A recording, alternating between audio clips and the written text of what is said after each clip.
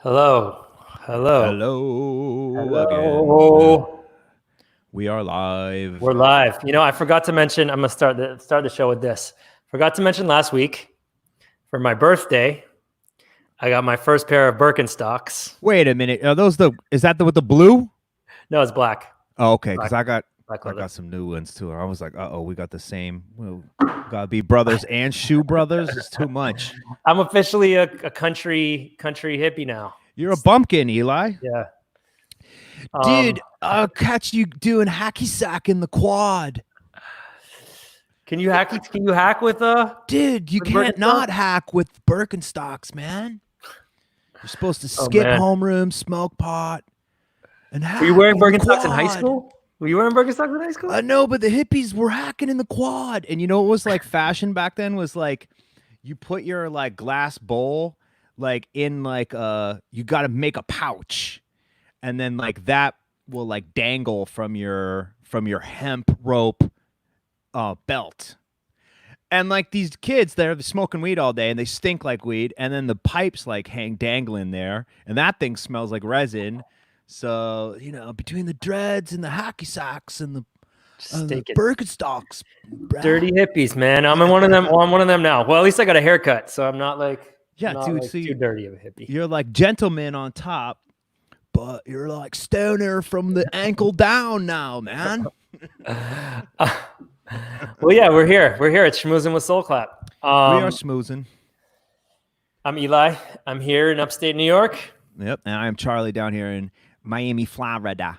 And our guest today is none other than Philly's finest, Rich Medina. We are so excited. Look, I mean, we've had really great guests on this show so far, and will continue to. This is no doubt. And we've had wonderful conversations. But this is a guest that I have no doubt in my mind is just going to be an amazing and captivating conversation. It's so fun to hang with Rich and just listen. The way he speaks and thinks is so poetic. He's like a poet. He's like a poet in the way he talks. The other person that he reminds me of is George Clinton, right? We've gotten to spend some time hanging out with George, and it's like George is always speaking in this rhymes, in this prose, catchphrases, and like Rich always comes up with that stuff too, which is really, looking forward to having him on the show. High praise, Eli. High praise.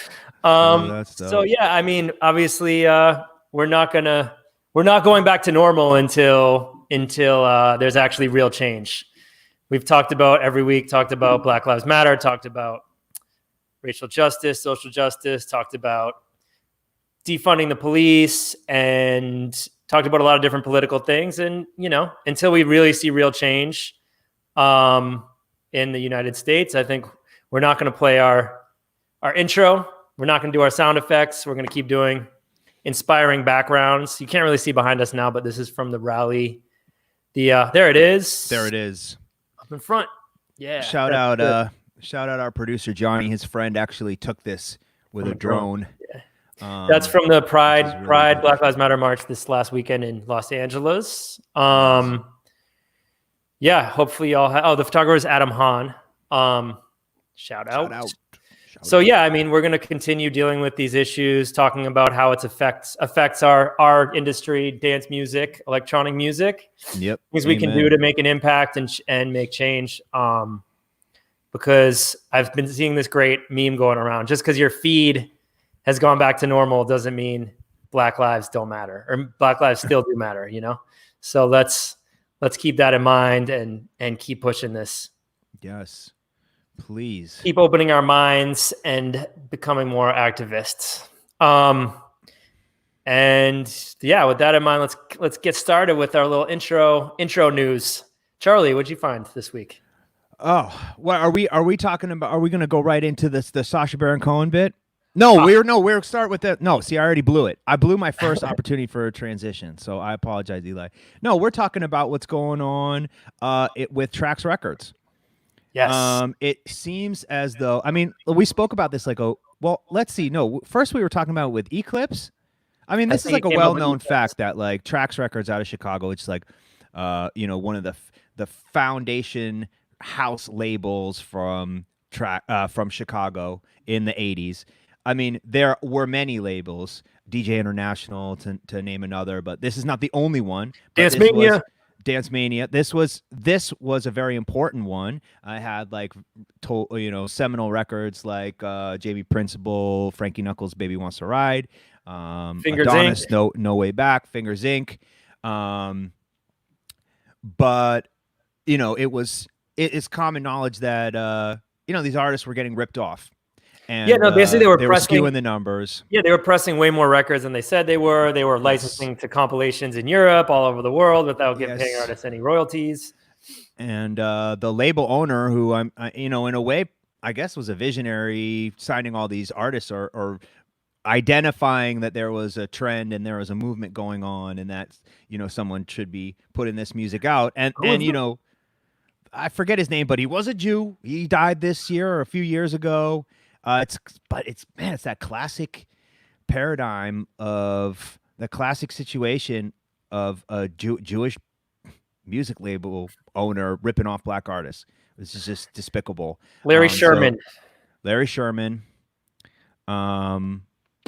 And finally, maybe there will be some justice for ripping off artists.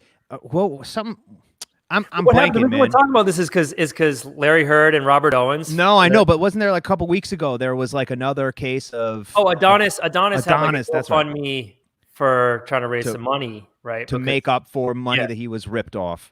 And now it seems as though Larry Heard and Robert Owens, two of the members of Fingers Inc., which is like one of the first house music bands, and they laid the groundwork for what would become deep house. They really had their own brand of house that crossed over. And we played one of the Fingers Inc. songs at the end of our show the other week, the one with the Martin Luther King speech, "Can You Feel It," which is what an amazing record. But they're suing. Larry and Robert. Yeah. It turns out Larry Sherman died in April. Yeah, he died April recently. 10th. So a couple months ago, the estate, I believe they were saying that they weren't sure how they were going to handle it. I have to pull up the article. Do we have the article there? Can we pull it up? I'm slacking on my information. You gotta take some notes, man. I know. I blew it. Man. It's all good. I mean, they're suing for $1 million. And so this is great. We really hope that Larry Heard, who just celebrated a 60th birthday recently, and Robert Owens, who's a absolute sweetheart, and we did a great record together about 5 years ago called Misty. But Robert is like one of the absolute seminal voices of house music.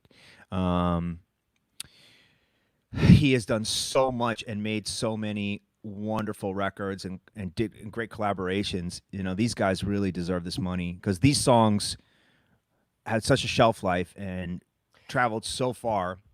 I mean, here's a perfect example, right, of black artists in the US kind of innovating, creating this genre, deep house, basically, creating this house music that had a deeper, more melodic sound that has been capitalized over the last 5-10 years on by white Europeans and white American artists, and so much money. I mean, like the deep house craze that kind of took over Beatport last decade, it made millions and millions and millions of dollars for artists like Dixon and all these Europeans. I mean, it's great. It's great that music spread and became global, but another reason why it's so important to look back to the roots and make sure the creators are getting their due, both with respect and understanding and knowledge, and also with financial gain.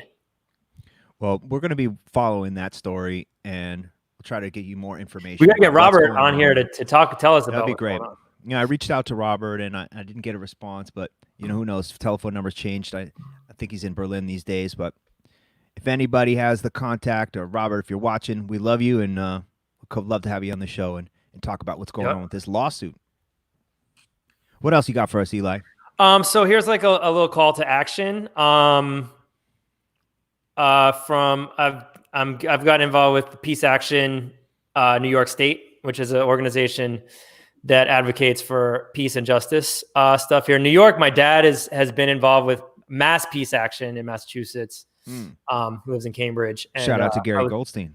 I was with them this weekend, and there was a live stream with Noam Chomsky and a couple other great historians talking about kind of the rise of fascism here in the US and what we can do to help fight it. And I got inspired, and he's connected with one of the organizers of New York Peace Action in New York State. So I'm now connected with them. So now I'm on the email list, and the first email just came through, and basically they're advocating for a bill for the National Defense Authorization Act, which has been brought by Senator Sanders, Bernie, obviously, and Edward Markey from Massachusetts, calling to cut 10% of the Pentagon budget. Oh, yes. Which would free up $74 billion in funds for disease control, healthcare, affordable housing, and improvements to education programs. Oh, we need it so bad. So you can basically call your senator. You should call your senator and tell them to vote for this bill. Obviously, with a Republican-controlled Senate, it's a long shot, but doesn't hurt. Call your senators, especially if they're Republicans. And you can call the Senate switchboard, which is 202-224-3121, and ask for your state senator. What's the number again? I'm going to write it in the chat so Johnny puts it on the screen. Yeah, I'm going to put that up right now. Yeah.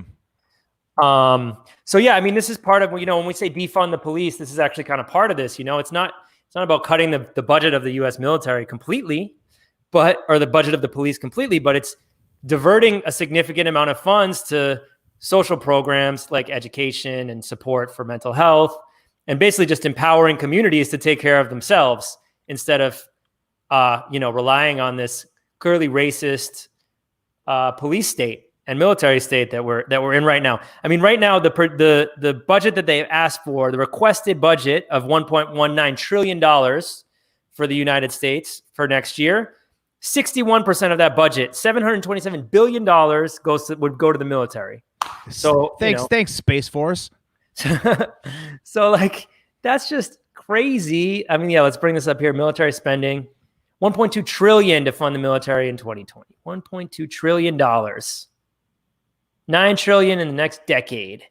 So asking to cut it by 10%. And, part of that also goes to military police and federal policing like ICE, which we know separates children from families, and it basically has concentration camps going on our borders to intern immigrants who are trying to get into the U.S. I saw a tidbit that they're actually, in some cases, letting some of these kids out finally. I saw that. Because of COVID. Thank God. Gosh, it is just so despicable. Yeah. I mean, they've set up a system of concentration camps in the United States, similar to what they did during World War II to intern the Japanese. Yep. But you never know who they're going to grab up and put in there.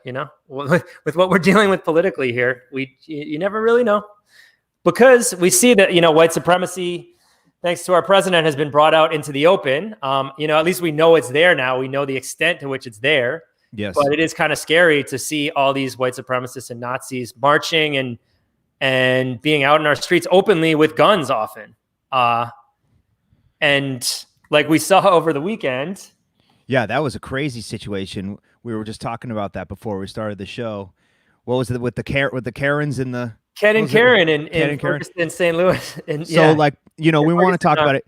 There was like a little, it was a little bit awkward because there's some rumor that maybe this was a little staged, but it's still a juicy nugget. Why don't you?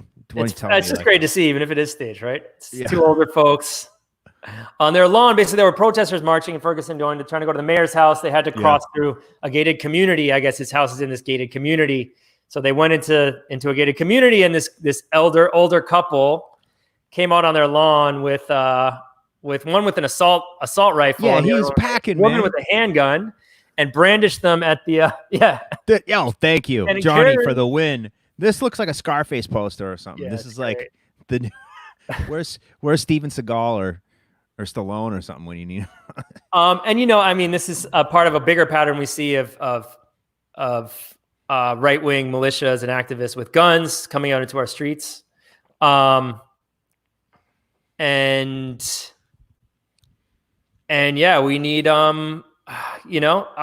which also happened in Olympia, Washington this last weekend, but that's actually a feel-good story here for us. Yeah, Uh, we love to throw some feel good things, and this story cheered me up so much that it just made my day.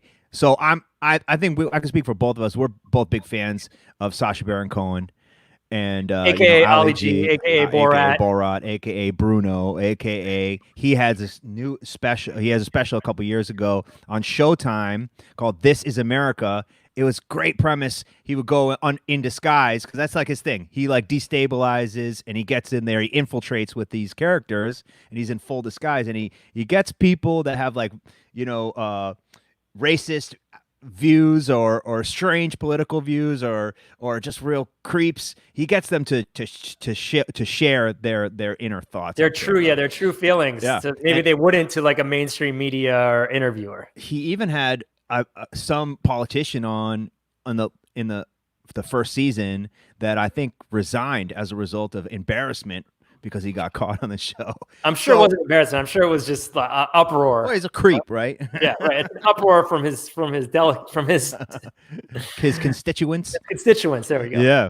Well, yeah. Looks like Sacha Baron Cohen's back, which is like delightful for me. And yeah, this time as you said, up in rural Washington state, there was a right-wing rally.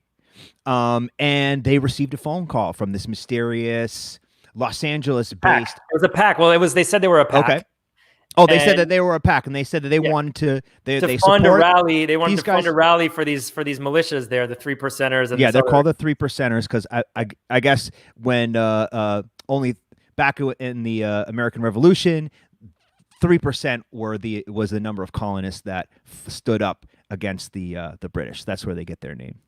So they accept the support of this PAC that want to pay for staging, pay for sound system, all the infrastructure, porta potties, and 2 bands. Right. So first band goes on, blase, same, band, country band, whatever they're doing, bluegrass. Second band goes on, and out walks frontman Sacha Baron Cohen. Of course, they don't know, or maybe they're, and he's looking like a big hillbilly with the overalls and everything. And he starts this song. He's singing, Obama, what you gonna do? Inject him with the Wuhan flu. Hillary Clinton, what we gonna do? Chop her up like the Saudis do. And this ridiculously racist song, but it's a call and response thing. And the crowd is totally buying into it, maybe a little bit apprehensive at first, but over about 10 minutes, Sacha Baron Cohen sort of whips them into he gets them all, charged up and singing this stuff back. The best line is Bill Gates' penis Microsoft. So you guys should check out this thing online. Yeah, hopefully that means it's going to be a new season. The organizers of the 3%ers, they are floored. They're flabbergasted, right? Which is actually maybe a good sign that they don't want to be so outward with it. Here's the thing about these white supremacists we're dealing with. They all say that they're not racist. They don't actually believe they're racist. They actually they just believe that all, black people and Jews should be out of our country. Well, absolutely. Absolutely. And immigrants, obviously. So, but they say, no, we're not racist. Like, this is just important. This is America. That we don't have any immigrants or blacks or brown people or Jews. Awful. Just embarrassing. But I guess they smelled something was fishy. You know what I mean? They wanted to pull him off stage. This is where it gets awesome. So they start looking around for the Los Angeles-based PAC, right? And these guys who are like the organizers are nowhere to be found suddenly.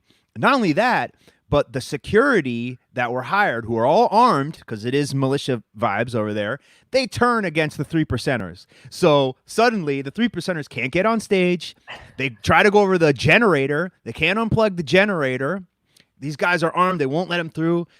And meanwhile, Sacha Baron Cohen's on stage singing the song. The crowd's chanting along.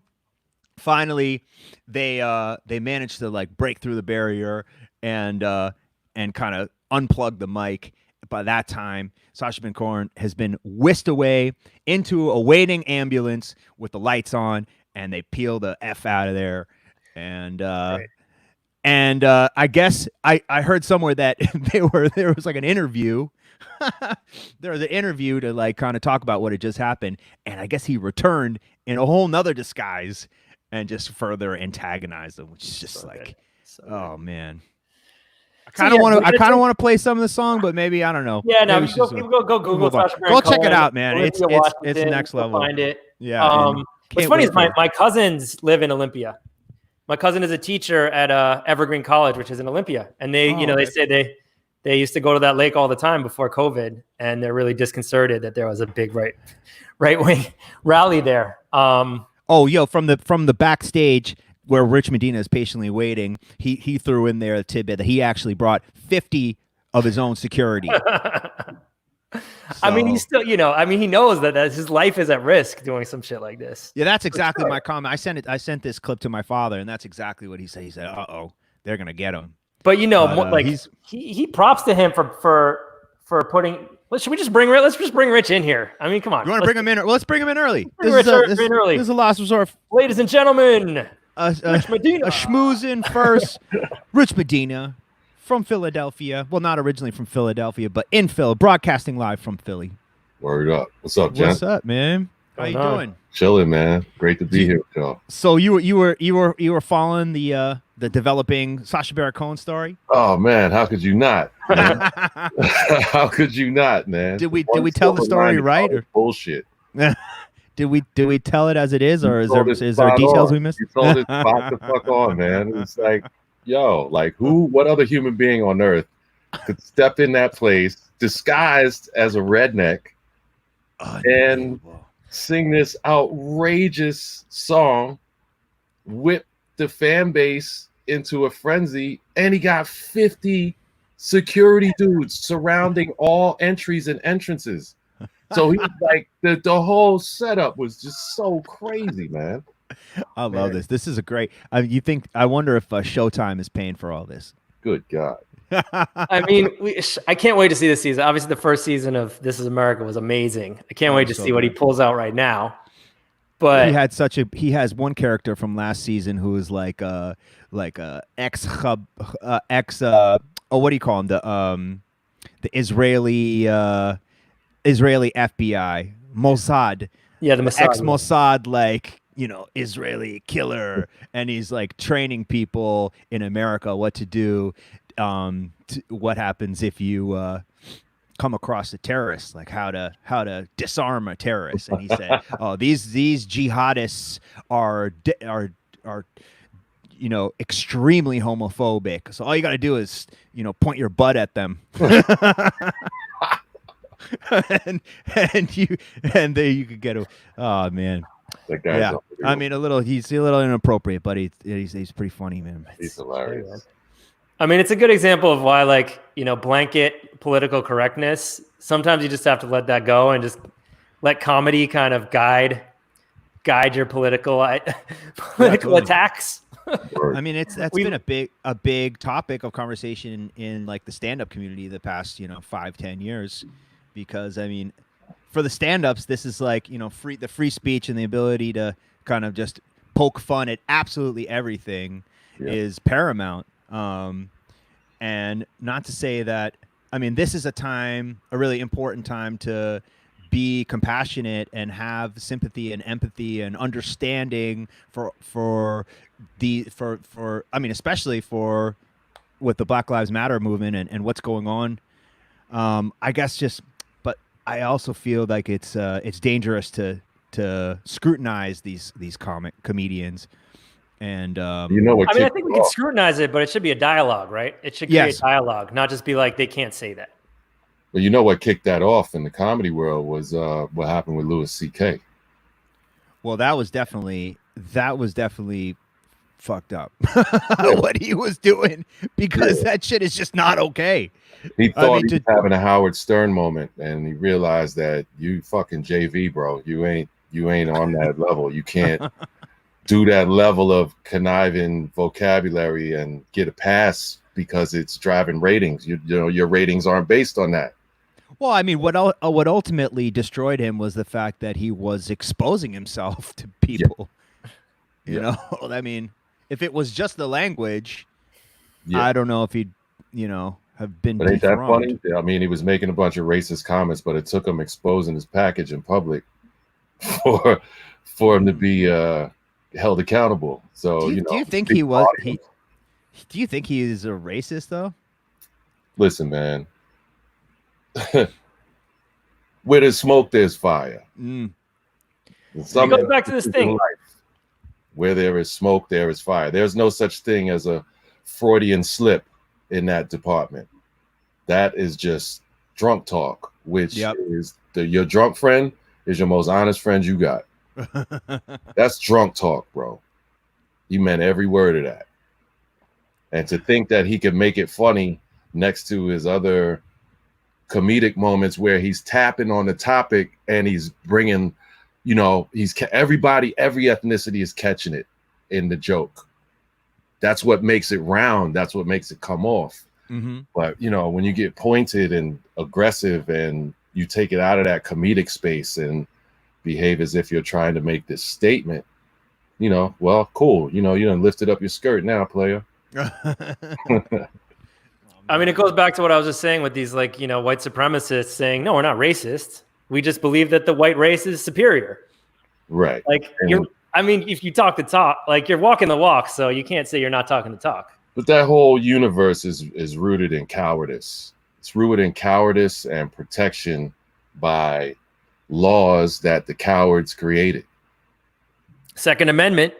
So they can get away with anything standing behind that firewall. Anything from the grand jury upward with regard to these vocabularies gets shut down because all those conservative judges from that jury upward are all the descendants of former slave drivers or Northerners whose families benefited from driving slaves. So they're completely vested in maintaining the status quo. The way that America was set up, people got to understand, to be 100% frank, the way America was set up, we were not supposed to survive past 1865.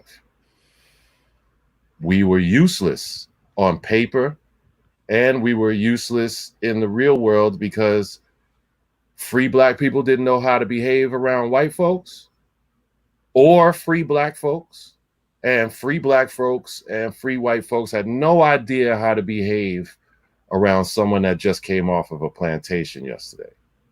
Wow. There were no systems in play, no transitional, dynamic, no severance packages jumping off. And then on top of that, when you stick the vagrancy laws into play, I just got put off this plantation because of emancipation. And in order to leave the plantation, I got to have paperwork. If I leave with my paperwork at a certain time of day or come across a certain overseer who's now the local police officer that used to oversee the fields in this plantation that I just left, I'm a dead man, or I'm being re-enslaved, or I'm being put into the prison industrial complex. It was all designed for that. This is all by design, fam. This is a great breakdown about this. Obviously, as I've learned more about the police during this time, the police being founded to capture runaway slaves initially, but then this point, about how once slavery ended, well, of course, where are the overseers going to go? They're going to be police officers so they can continue to abuse black people. KRS-One is a prophet. Yeah. Overseer. Officer. Yeah, officer from overseer. You need a little clarity? We'll check the similarity. Yeah. The overseer rode around the plantation. The policeman, they on patrol around the nation. And the police, they got a little gun. So when I'm on the streets, I walk around with a bigger one. What prophecy is that? You know what I'm saying? It speaks volumes to the black existence in the United States. And hip hop has allowed people from outside of the cultures that created the culture to come in the front door at all times as a welcoming agent. We are the agent of change. We are the people who are making the children of these red hat dickheads find out that there's a world over here that is actually pretty goddamn fruitful, full spectrum, and that drives the MAGA hats and their uncles and aunties crazy. Yeah. It's this like, I mean, I want to believe, I really do want to believe. The optimist in me wants to believe that this is like Trump and MAGA and this whole movement. And, you know, now all these white supremacists coming out of the woodwork is They're like only coming out of the woodwork to white people, brother. That's the only a great place point, in the Rich. world where this is news is in the white community. They've been shitting on us since 16 fucking 19. It ain't news. I It's think just we keep being captured on visiting camera. that. It's being captured on camera, and it's being run through the social media outlets as news. And now it's news because even if, and look, I mean, we're friends. We're friends because you two are men who have lived on the right side of history well prior to these revelations that are coming across your plate. So that news for you, it's easy for me to unpack shit for you and break it down further because you already rock with that spirit. The data might rock you and put you on your ass for a minute because I saw you do right side of history shit prior to this. I'm the black dude that's going to reach down there and pull you up because the more allies we got, the better. You know, I never heard any of you, you know, I've heard a number of people talk about, man, you know, this is so crazy. I'm so tired. I'm like, fam, tired. I'm 50. You just got here, B. Yeah. Like, yeah. Pack a fucking lunch, buddy. It's gonna be a long day. You know, or you got the option. You've been exercising your other option all this time. You sure you want to be over here? Not because we're challenging whether you're worthy. Any ally is an ally. Purple, green, orange. We don't give a shit. Come through and spread love. But to expect empathy for your lack of endurance under pressure is a poor way to enter the space because you're entering the space proving that you're at an energy deficit. Therefore, you're unreliable. You're not durable enough to help me. Yeah. You know what I'm saying? You can't take a punch. Why would I go into a room where I know I'm going to have to fight with a dude that can't fight? Yep. Now I'm fighting for two people. Yeah, now, yeah. You know what I mean? This goes like this. This Noam Chomsky live stream I saw. Basically, he's talking about how politics, you know, how most people look at politics like you just go vote and that's it. That's your politics, right? Yeah. Every 4 years you vote for the president. That's you engaging in politics. Real politics is every day taking action and activism for positive change. It's the same thing. I mean, it's like you can't expect this to just end. And like I think I feel like I'm so grateful for this movement now becoming more visible. And not that I wasn't aware of Black Lives Matter after Ferguson, not that I didn't read the new Jim Crow and I wasn't aware of this going on, but like the fact now that it's something that feels like that this energy you have to be a part of if you want to be an American, if you want to be a person who's compassionate and caring and connected with your fellow people here, you have to be involved. Yeah. And, you know, the thing for Black folks that is one of the illest dynamics in this conversation that doesn't get spoken about a lot is what a shame that my fellow countrymen have to be coerced into believing that I am as valuable as they are. That's a great point. How disgusting is that? That is the Black man's existence every day worldwide. I have to come in. My high school, I've told this story a million times, but I haven't shared it in this forum. My high school basketball coach said something to us that rocked me as a kid. And he said, boys, when we go on the road, you got to be prepared to beat 7, meaning you got to beat the 5 guys you're playing against and the 2 refs because they're from that town. And we got to wear our dark uniform. Every day for the Black man worldwide is an away game. Hostile crowd, hostile refs, cheating, being placated. You know, it's just painful, man. Moving the goalposts, all that vocabulary. is an everyday occurrence, even in good times. And it speaks volumes to the style and grace with which we walk the earth. Because to not, like James Baldwin said, to not be irate is to not be human. But what are you going to do? All my friends are like, oh, don't you got some other places to go? Yeah, of course I got other places to go. But all I'm doing is going to a country that's an older version of the shit that we're dealing with. They're all fucking colonizers. You know what I'm saying? America is an 18-year-old bully in a room full of 60-year-old dudes that used to be the 18-year-old bully. That's why we push motherfuckers around, because their muscles have atrophied. Like any bully, like, yo, like what Bush did. Bush was like, yo, check this out, B. We about to run up on your man. Rock with us or get rocked. Yeah. Bang. That created our allies in Iraq. Like, what a falsehood to present to your country as grounds to make a move. It's a land grab, and it's a land grab based on color and resources, just like it happened in Africa, just like it happened in the Antilles, just like it happened in Suriname with the Dutch. Why you think the Bronx is named the Bronx? Because of Philip Bronk, a fucking Dutchman. If it wasn't for the Dutch East India Company, none of these motherfuckers would have what they have. Manhattan and Brooklyn too. Come on, man. Brooklyn, Harlem. Yep, Could go on for hours and hours, man. The Dutch were the worst in the slave trade, because without them, there's no sea rope. There's no seafaring boats. They were living on the sea, on the land. The Dutch East India Company told their people that they were going to India to trade spices, but they were going there slaving people to get those spices. You know what I mean? So it's all these layers. It's such an onion of stuff is what I'm getting at. And,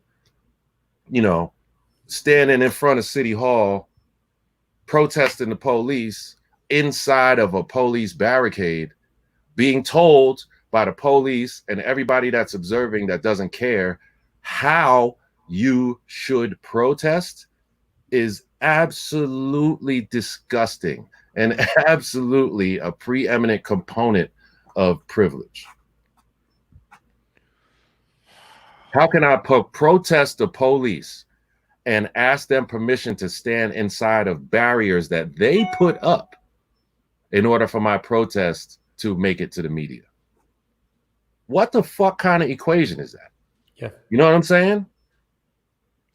And, for our white friends who are true allies of ours, the question is, because of the things that privilege represents, you got to know somebody who knows somebody who knows somebody who's a circuit judge or a high-ranking lawyer or a senator or a politician of some sort that can run vocabulary up the ladder that makes a difference. But as long as it stays below that level, it ain't going to change. 401 years to the fucking day, and it ain't changed. You telling me that these fair weather motherfuckers is going to change it? I don't see it.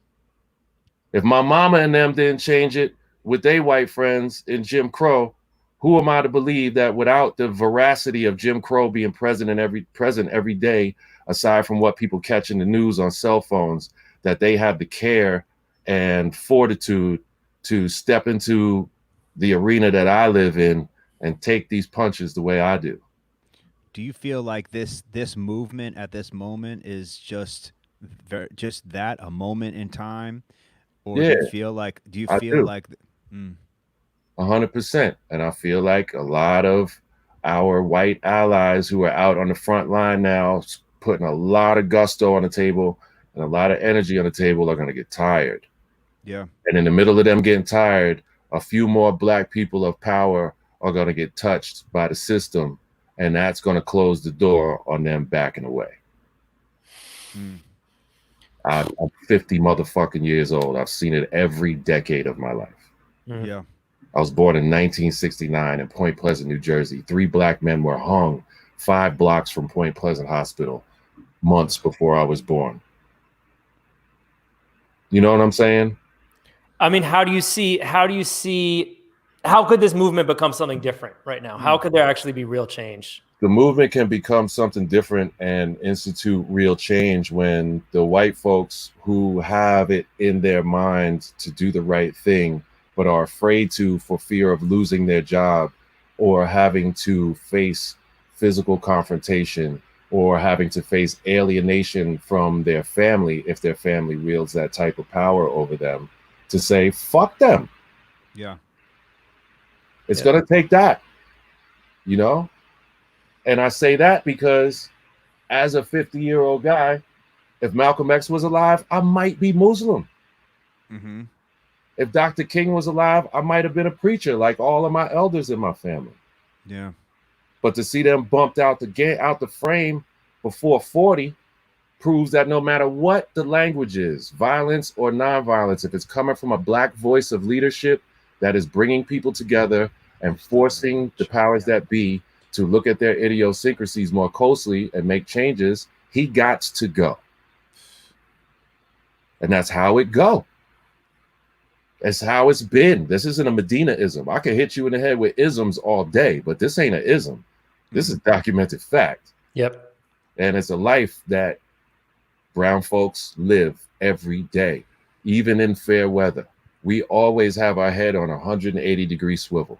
Because I trust you, but them 3 white boys that's with you, I just don't know. I distrust the possibility that if something popped off, I know that Eli and Charlie are going to pick up a chair or get back to back with me and put their fucking dukes up. It's not about being a tough guy. It's about being man enough to take the fight. Mm-hmm. I don't know them other 3 white boys. And I have to unfortunately, I have to rock with that out in the front of my conscience at all times. I can't trust him as an American, let alone all the other reasons I should be able to trust him, considering the environment we're in with all these quote unquote like-minded people. I just don't know from day to day, you know, and that's rough space to exist in. And that's being presented to the world now. I got a question for you, Richie. I mean, you're very world traveled through this music thing. Do you get that sentiment when you're outside of America? Let's say Canada, Europe. Absolutely. Canada is probably the most passive version of it, but yeah, it's everywhere. It's Europe, Asia, it doesn't Well, matter. tell me how many indigenous Canadian friends you know your age. Yeah. Then let's start that convo. Yeah. You know what I mean? Yeah. It's the same fucking thing, just done with a smile. I guess what I'm getting at is, like, you know, when you go to other Caucasian countries, you know, or like you're. They're all Caucasian countries are colonizing countries. Yeah. All those countries built their wealth on slave labor, the slave labor of brown people, every single one of them. And brown includes Japanese, brown includes Chinese, brown includes Vietnamese, brown includes every facet of brown that you could consider when you think about the diaspora of people out there to consider. They've all been slaved by these places. So because they're so much older than America, the institutions have kind of slid towards the back, and there's this passe, we've gotten past it attitude. But when the shit hits the fan and it comes down to some real shit, it always ends up being the same result. I mean, the Netherlands is one of my favorite places on the planet. Yeah. First place I ever visited in Europe, 1996, my first time leaving the country. And 1996 was the year that Nelson Mandela was freed.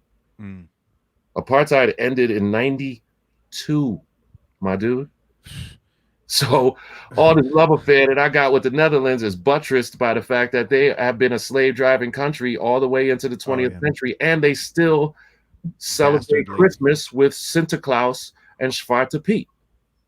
You know about that? Who's Zwarte Piet? Okay, so we got Santa and the elves. Okay. The Netherlands has Santa Claus and Zwarte Piet, Black Pete. Oh, Schwarze is like Schwarze. Zwarte, black. Yeah. Yeah. So in America, you better watch out. You better think twice. We're going to watch out who's naughty or nice. You're worried about whether or not you're going to get gifts depending on how you behave. Okay. In the Netherlands, if you don't behave, Zwarte Piet is going to come down the chimney, put you in a bag, and take you away. Oh, no, man. The old Dutch people will tell you Zwarte Piet is a chimney sweep. My question to that is, why is his uniform so bright red and the fur around his wrists so white and his lips so red and his eyes so buggy? Yeah, that's like the classic. And they say, well, you're racist ruining it for the depiction. kids. This is tradition. You're ruining it for the kids. And I say, fuck your kids. Yeah, Fuck fuck the you. kids is right, man. Go fuck yourself. Uh, And if you don't like that, let's fight. Have you had this conversation with Dutch DJs, promoters, The first friends? time What I do they saw say? a Zwarte Piet during Christmas holiday was in 1997 in the Netherlands, walking on Leidseplein. And I saw a Zwarte Piet, a guy dressed up as Zwarte Piet on the sidewalk. You know, it's Christmas, so he's Like doing a white guy in blackface or a blackface, full-blown blackface, but he didn't have the Oh. gloves on. His white hands were showing. And so gross. my fucking mercury exploded out the top of my head. I was spitting on the sidewalk. I'm ready to fucking maul this guy because I hadn't seen it. It was my first experience with it, unexplained. Mm-hmm. And it pulled me off my square so bad that I almost lost my freedom in the Netherlands. I was about to put hands on this guy because I thought this was an individual doing blackface. Yeah. But lo and behold, 48 hours of research later, this is a national tradition that has always been. So Systemic cultural racism. I didn't Again, know about that's that one at all. example of the ways in which you can come across this stuff in other Yeah. countries, but it's so baked into the culture, and the dissonance is so much thicker, believe it or not, than the dissonance that we have to deal with here because it's so much more ingrained. There's hundreds and hundreds of years of more history of it. It's only 401 years in America. What about France? What about England? What about Spain? What about, you know what I'm saying? All those places are older than us. America was founded by people that left Mother England and declared their independence from the monarchy so that they could act like monarchs under the guise of democracy. That's where we live, fam. Can we pinpoint a moment in history before this racial divide, before this this evidence of oppression, before colonialism? Is there like a singular moment of in the nose unity? shot off the sphinxes. The nose is being shot off the sphinxes because they had black features and they represent black power. It's represented in the Mayan sculptures being buried beyond the earthquakes that buried the portions of it that got buried under earthquakes. It has to do with the lack of recognition of black scientists and mathematicians from the motherland that created science and math as we know it. The denial of the fact that those ideas came from black people is so worldwide due to colonialism. It's a vertical wall. It's not a hill to climb. And when they do talk about it and give anybody brown credit, they're Egyptians who are a little bit more European in their look and way of acting than the rest of Africa. So they don't even talk about places inside of Africa as being black that are fucking. Oh, they don't talk about Africa being. They just say Egypt. Right. Egypt is almost as if Egypt is its own continent next to Africa, right? You look at your Rand McNally maps, they're all wrong. You look at your history books and the fact that we were doing social studies off of fucking dittos from books that came out 15 years before we were in school, and we're 70s, 80s, and 90s kids. That's bad info. That's bad data. That bad data reinforces the bad attitudes, and those bad attitudes are therefore reinforced by the system from education to politics. That is systemic racism. And it's the microaggressions that make it up. Everybody thinks you got to do some big, outrageously overt racist thing to be racist. No.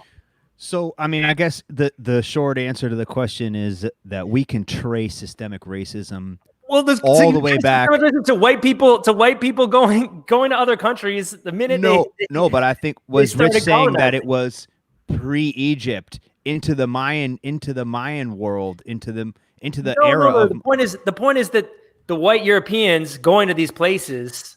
Yes. As soon as they went to one of these places and took advantage of the native people there. You're both right. That was it. You're both spot on.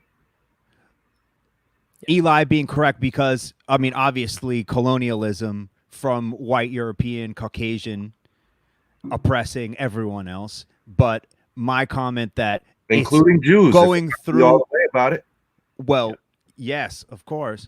I guess we want to cover bases. Is racism as old as recorded history? It's as old as white people. It's as old as white people started recording their version of history. Yeah.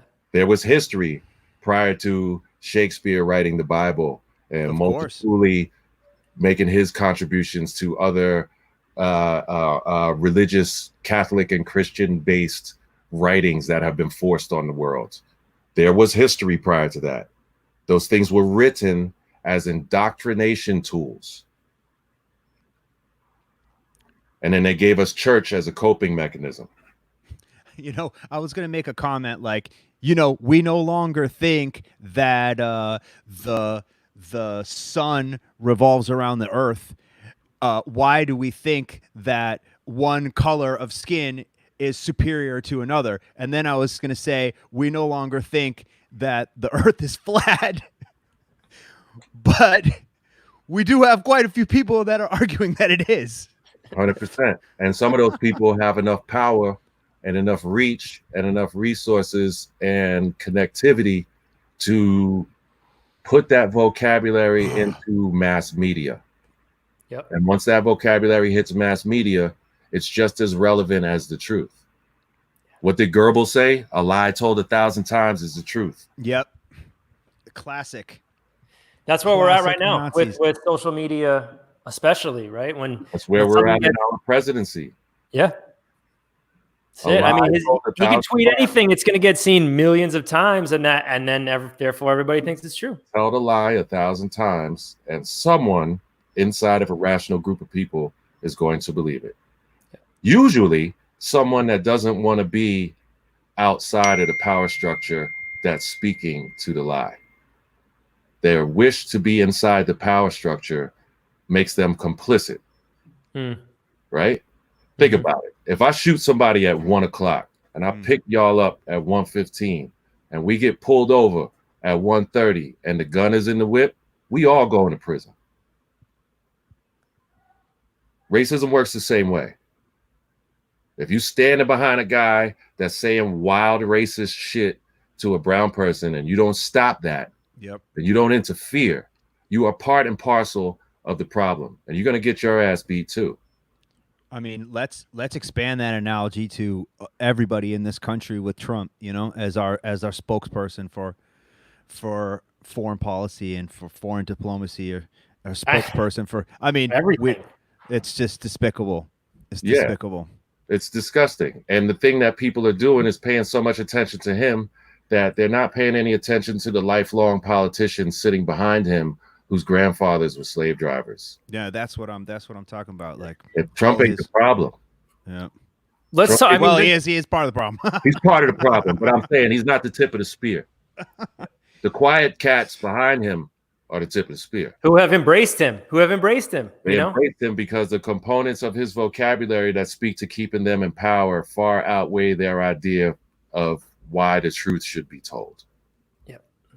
And that is blasphemous at best. And we ain't even talking about religion.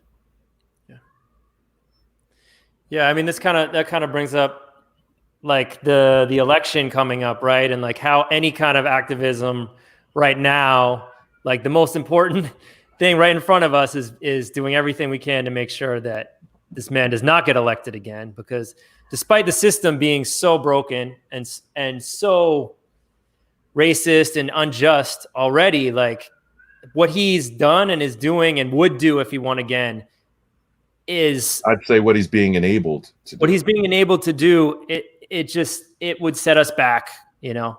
We're already 100 back, fam. years. White people have to catch up to that. Yeah. We're already back. Privilege in and of itself would have a person think we have further back to go. And that's an innocent presentation of privilege. That's a humble, you're not even saying that being privileged. You know what I'm saying? This is just your black friend that lives there. It's not a theory for me. This don't come off. Every day I got to deal with that scrutiny and that disdain that goes unspoken, that you have to walk past and not say something, because if you say something, you're the antagonist. And but don't you think that like the best chance of changing this, or like we have no chance of changing this, right? If Trump wins again and he can appoint 2 more Supreme Court justices, he can appoint 200 more federal judges. I mean, there's no chance of changing the system for the significant future if that happens. It doesn't matter. The election doesn't matter. That means nothing anymore. The system is flooded with conservative leadership at this point. But it would be so much more flooded if he wins again, right? I mean, like the Supreme Court is still important. I think it's flooded enough. I think what would happen is that you're going to see a larger Duracell in the back of these rednecks, and they're going to start taking action and seeking retribution for all these Confederate statues coming down and all these laws and statutes about the 3/5 compromise being addressed, and shut that down. And because of the conservatism of the judging system, they can do it with even more impunity if they get elected, because they have the seat of power. They're also going to show us impunity if they lose, because they don't take losing well. The sign of the Confederacy is a white flag. That's what they flew. The Union put foot in that ass. And the reason the Union put foot in that ass is because the black soldiers became soldiers because they were sent out in the field to entertain and fix broken tools. They were sent there with no weapons. And then when the soldiers are getting run down, they're picking up the weapons and moving the bodies and then jumping inside the infantry and using their survival skills that they honed while under the fucking chattel system to get the Union to the W. Nobody talks about that either. Yep. Could come home, black soldiers coming home from all the world wars, getting spit on and cussed at and having shit talked to them after, in their mind, proving to the world that they are a worthy American by serving to protect the country. It's so low. To this, I mean, like even Vietnam, like more than 60% of the soldiers were black. And I mean, that's not talked about. We sent them in there basically to die. That was a war that we knew we weren't going to win. Basically to die. And Jacob's Ladder was only administered to white platoons. Yeah. And it fucked them all up. Yeah. And the government covered them up. So that is proof positive that white supremacists are confused, because those of them that aren't in the 1% financially, you're just as much a nigger as me in the eyes of the man that's in the 1% pulling the strings. But you can't even see that we countrymen with the same problem. Yeah. The wool is pulled so far over their eyes. But I want to go back to saying the election doesn't matter, because I'm a firm believer that the election matters a lot. I'm saying it contextually. You're right. It does matter. It does matter 100%. I was a contextual. But it goes back to what I said, that it's not enough to say, okay, the election matters, I'm going to vote and that's it, right? That's the problem, is saying, okay, well, I'm just going to vote and that's me doing my part. That's like I said before, like that's politics, right? No, politics is every day fighting for what you believe is right? And the election matters, but so does the activism that goes on when it's 100%. Not an election. 100%. And for the remainder of 2020 through 2021, win, lose, or draw, the government is going to keep dosing this virus in select cities nationwide, and the rednecks is going to be mad anyway. They mad off of the Confederacy. This little election ain't shit to them. That's the context in which I'm saying it doesn't matter. Right. They're going to wild the fuck out either way. Yeah. Put a black woman in there, a lot of people going to get hurt. Put them back in there, they're going to endorse the hurt that goes on black people. Yeah. We are really at a moment, and we have been in a moment. I'm saying black we folks have have been been in in a this moment. moment for 401 years. Our Yeah, yeah. allies are just being alerted to this, the Severity. Yeah. the depravity of the disposition in and of itself. I have friends tell me all the time, "Oh man, Rich, you're different. Different than what?" Dad, well, you speak so well, man. You have such a That one. such a Oh, you mean like fantastic white friends what telling were you? expected, motherfucker? Fat Albert in the gang? Fuck that, dude. You know what I'm saying? Yeah. That's an everyday occurrence, bro. Yeah. That is daily. You guys giving me the compliment on how I make my point or the way I go about constructing my argument when I want to present a point, that's a completely different thing. Well, you said it, richisms. Riches. Now I have a word for it, which is Medina-isms. Isms, man. Yeah. I got isms for days. Yeah. But this is space where a lot of those isms are based on these facts that we're unpacking here, and it's baked into my system because I grew up in an active family. Nobody knows my grandparents' names, and they aren't on any newspapers or in any major media about their activism, but they came north on the Pullman Porter train and the Underground Railroad. Where did they come from? Some of the first black families to settle in New Jersey. My grandfather was the first black carpenter inducted into the local union in New Jersey. He built 11 churches in New Jersey in the fucking 30s. What part of the South did he come from? Huh? What part of the South they come from? My mother's peoples are from Dothan, Alabama. My grandmother on my mother's side was black as my t-shirt. My grandfather was Cherokee. Straight hair and all. Strange as it sounds, it was safer for him to pass as black. Wow. So we talking about the black thing. We can't forget that the indigenous thing is baked into the forefront of this dialogue. And that's why they live on sand in untillable land. And COVID is ravaging there. Because it's being dosed there. It's a man-made sickness. Let's get into that. Well, this nice. We got some conspiracy theories. All right. Where do you think where do you get that information? Where do you think that's true? I think that's true because just like all the other man-made sicknesses that have spiraled out of control and there's no cure for it on paper, the cures exist. All right, think about this. If you looked at Magic Johnson today and didn't know his history, would you think that he had HIV? Absolutely no, not. Sir. You know why he looks the way he looks? Because he makes $50 million a year just off of his movie theaters, let alone his NBA pension and all those other things. And in order to stay alive, he'll sign that NDA for how much it cost him and take that drug. Yep. Look at homeboy that bought the Wu-Tang album that got pinched. Oh, Skrellig. What a scabat. Maybe the disease ain't man-made, but the control of when and where the cures and the remedies are allowed to be placed is now in the hands of an enormous conglomerate that is only concerned with numbers and research and development and science for the sake of profit. Yep.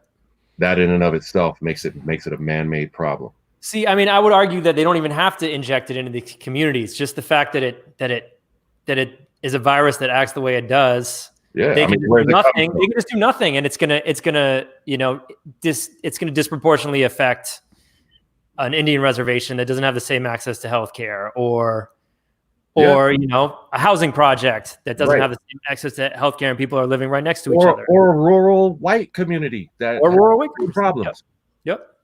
But they have had this superiority complex baked into their psyche, and that superiority is one of the very few things that gives them any solace in their fucked up, meager existence. Mm-hmm. Because they're eating fucking noodles, breakfast, lunch, and dinner too. Oh, can I throw this out there? Let's say that this idea is correct. Why now? Because there are things in the American legal system that say a sitting president can't be removed under X, Y, or Z conditions. But Let's say, for argument's sake, right now, for simplicity's sake, let's call it police state.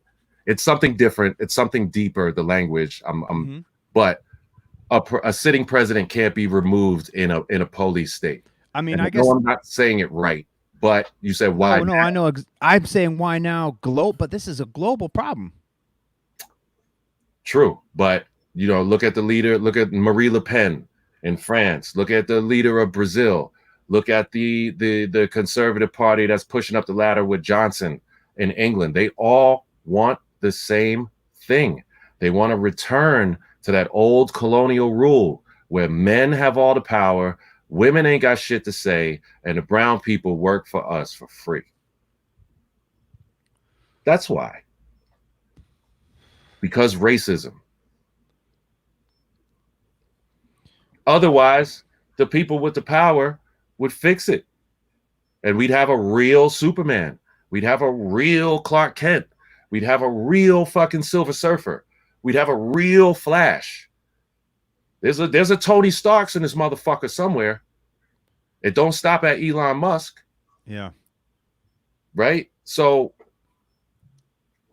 there's a lot of complicity at the top because they're all in bed with the same financial bedfellows. Barclays, World Bank, Bilderberg Group, Brotherhood of the Snake. You can go on and on and on and on with these layers of this onion. This onion that we're talking about is the size of the fucking planet, man. Yeah. And until we start dissecting it in this manner, in a public forum with, sometimes I get in these conversations and I feel like I'm the black guy that's fucking white splaining everything.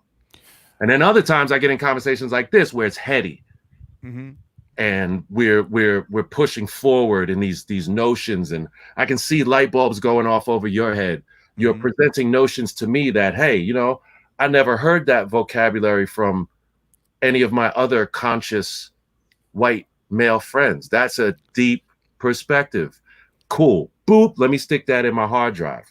Right? Mm-hmm. Like this is where the growth is, Well, I mean, we've definitely heard from friends or from thinkers of all races, shapes, and sizes, a number of conspiracy theories regarding COVID. I mean, I think that it makes sense, this idea that you're presenting. I don't know if I fully believe that that Trump's presidency would have the audacity to put the entire. Actually, no, I do agree that Trump would put the whole fucking world at risk. But it's just like, how could anyone? I don't know. How could we getting away with this shit? I mean, look at his father. Look at his history as a real estate person. Look at his history in terms of his political affiliations. This guy's got a million pictures. You hear about people dying? He's got a million pictures out floating in the world with Jeffrey Epstein and telling everybody he has no idea who the guy is. How could you not? Like, what all that motherfucker has is audacity. Well, I mean, but that would go to circle back to the election, though. That would mean, I mean, this election is important because perhaps just for isolating COVID and getting back to maybe some sort of semblance of normalcy in our day-to-day, it's essential that we get definitely. I mean, that's definitely true. Out of office. But either way, the insurance companies will still have him being gone doesn't stop the power system. Let's throw in this mess also what happened 4 years ago with our election system being meddled with by Russia, and that's commonplace. I feel like they're common knowledge rather, and I feel like it does not get talked about. But we don't even need outside sabotage of our election system. The Republicans have been systematically destroying voting rights for the last 20, 30 years. That has been their strategy for winning elections. And the gerrymandering. Just as old as racism itself. The entire melanated existence worldwide is gerrymandered by nature. Yeah. I guess my point is that, like, yesterday there was they revisited the Russian Constitution because Putin's dictatorship was supposed to come to an end 2024, and it was extended. I believe it was extended by another 16 years. Yeah. Yeah. But that's the actions of a despot. That's the But the difference there is that, you know, it's clear what he's doing. It's out in the open. He's basically, you know, he's usurped the system, and now it's out in the open. In the U.S., we still have this veil of democracy that we have to fight for. Well, even as thin as the veil is, we still have to fight for it to make sure we don't end up with somebody like Trump or somebody in the future being able to make these proclamations that they're going to stay in power as long as they want, right? Mm-hmm. We still have a little bit of hope that we can stop this before it gets out of control. Sure. And we have to. Sure, man. And you got to be hopeful. You got to be hopeful. Otherwise, you might as well off yourself now. Take us down the hopeful path, Rich. You know, the hopeful path. What gives you hope? The belief that, you know, I'm 50. I feel like every year of my life, I've shed some dead weight and I've brought on new weight that is good for my future. I mean, you look great. Thanks, buddy. I'm hopeful that the cluster of forward-thinking white men that I break bread with on a regular basis isn't an isolated group. I have to believe that there are more Eli's and Charlies sprinkled across the United States and across the world who are as fed up and concerned and vested in Black culture as you guys are. I'm hopeful of that. I pray that the conscientious white man outside of entertainment begins to apply himself the way gentlemen like you are applying yourselves. I'm hopeful that my kid can put himself in a position to be successful without having to function under these old world American constructs of what success is. I got my kid doing flyers and logos for me at 12 and paying him so that why are you going to go to school for 4 years and rack up $100,000 budget when you made 60 racks doing this shit before you turned 18? Mm-hmm. Now that you're 18, I could set you loose and put you in a position to exponentiate that. And I'm hopeful that my other friends that have children are indoctrinating their children with healthy, progressive vocabulary and an open-minded worldview that will allow us to be able to look back at this time before we go and say, man, you know, look at the job. You know, I'm hopeful that these white kids that are in these schools that are getting shot up and pissed off, and now they've made themselves activists and politicians. Pretty soon, those little motherfuckers are going to be senators and mayors and governors and comptrollers, and they are tight in the fucking face because they have caught the brunt. You know, they have caught the heat, the residual heat of white supremacy, because every single shooter in those situations was a young white man who was mad at Black people and mad at the system at the same motherfucking time. That hits home, right? So I'm hopeful that these kids, that those two, the girl and the kid that became really popular, I'm dumbing out on their name or the city that they're from. That kid's going to be a fucking mayor in a minute somewhere. Or he's going to be a lawyer that's going to be ripping people's fucking heads off from the day he gets out of law school. I'm hopeful that there's 1,000 more of him in his state alone, and 1,000 more per state across the United States that are like, you know what, man? We have to be the generation that lives this reputation of our elders down. So do you think that this moment will be any different than the late 60s, early 70s? Well, it is different already because all the radicalism is from an armchair.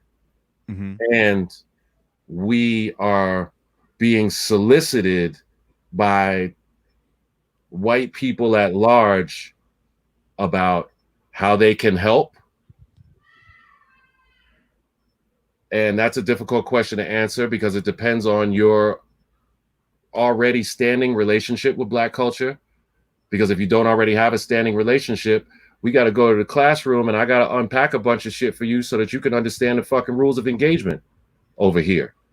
You know, maybe there is the re-education or it must be. education. Without it, just education. Right. Yeah. You know, and that's where my activism is. You know, I teach in the Netherlands. I teach at Lincoln. I teach at Cornell. I teach at the Barnes Foundation. And all of my curriculum is rooted around the role of race in entertainment, because it is an undeniable vision for all of us. So when I'm talking about D.W. Griffith and the fact that that film was The Birth of a Nation, the original Birth of a Nation was a film remake of The Klansman, which was written by Thomas F. Dixon, who was Woodrow Wilson's best friend. And Woodrow Wilson was the biggest xenophobe probably in American history, for argument's sake. And that, in the famous quote from Woodrow Wilson is that first of all, he screened that movie in the White House. Oh, man. That film, Birth of a Nation, was screened in the fucking White House. And the precedent of the film was the Blacks have taken over Congress. And the first law that they want to institute is the law of interracial marriage. Come on, man. Fam, this ain't an ism. Yeah, if you haven't watched this is a must. I never seen the movie. I never Rock with me. Oh, let's go. So the opening scene, there's Black people in this congressional seating area, and they're fucking eating chicken and with their feet up on the chairs, picking their toes and drinking liquor on the Senate floor, and the gavel drops, and interracial marriage is legal. And there's a white couple that is the power couple of the town up in the balcony, and every Black man sitting in the Senate seat turns and looks, and they scamper out of there. So this is the premise under which we need a Klan to preserve the sanctity and purity of the white woman. That is the basis of the film. And it was screened by the sitting president of the day. And his famous quote was, "My only regret about this film is that it is all so very true. It is like writing history with lightning," he said. If you look up the Woodrow Wilson quote about Birth of a Nation right now. Johnny, can we go Wikipedia that, and maybe we could put it up on the screen so we can read it verbatim. So, you know, you got to take people all the way back to that.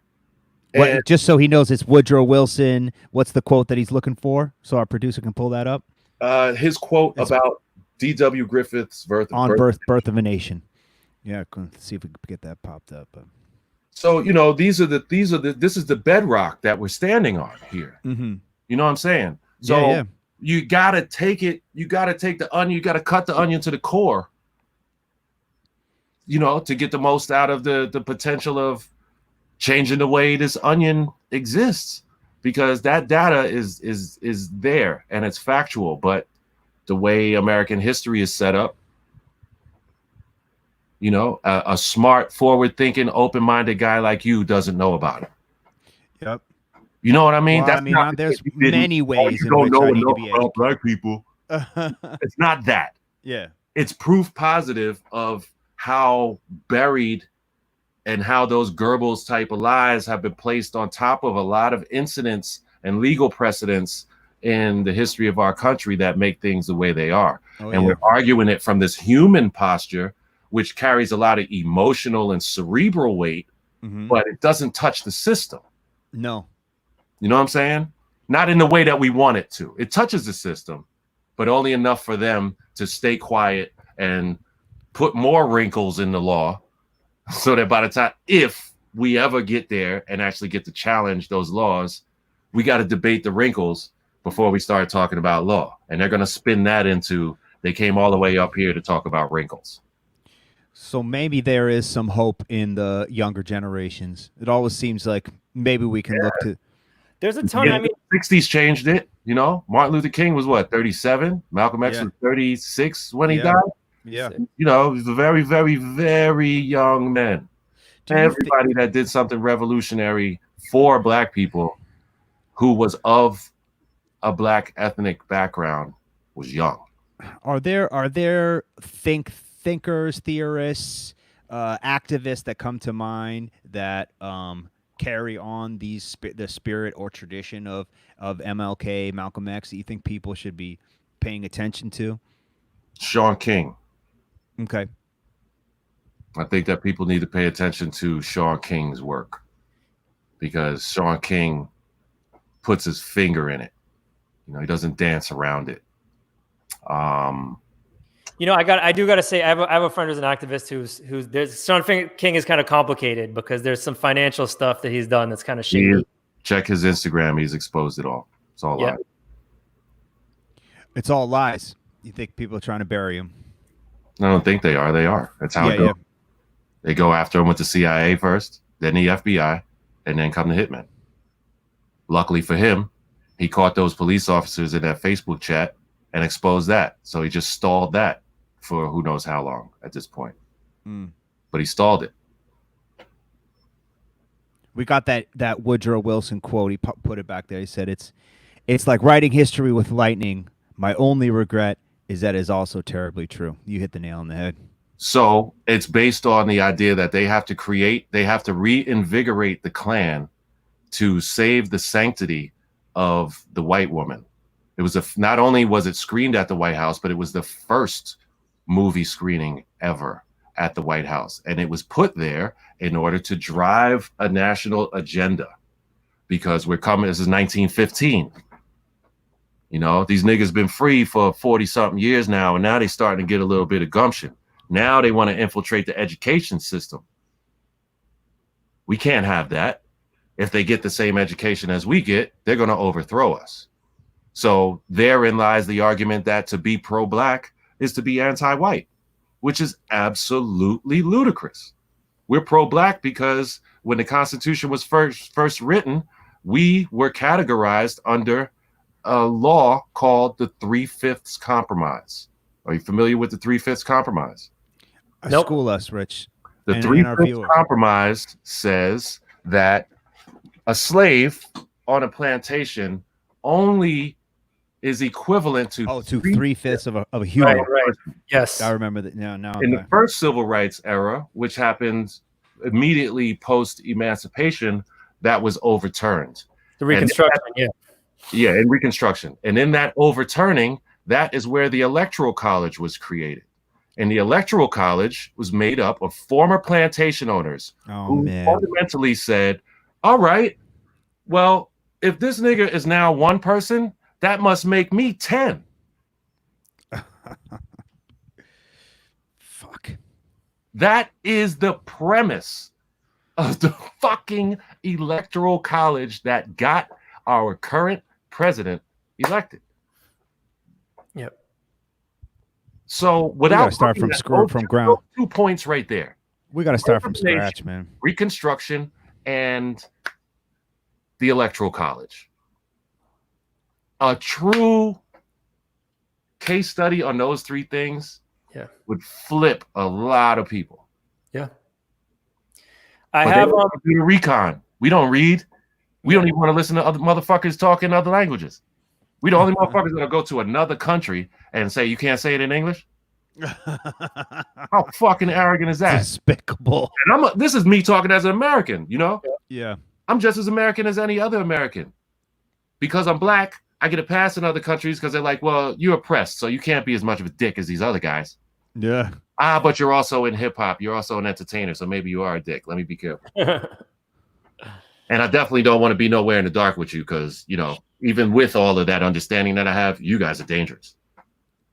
Oh, here's something, Rich, that Johnny put from our producer put from the Wikipedia entry on the Klan movie, which is that it was actually the first movie ever played. Rich just said that. Rich said that. You just said that? That was the first movie ever played at the White House? Yeah. Oh.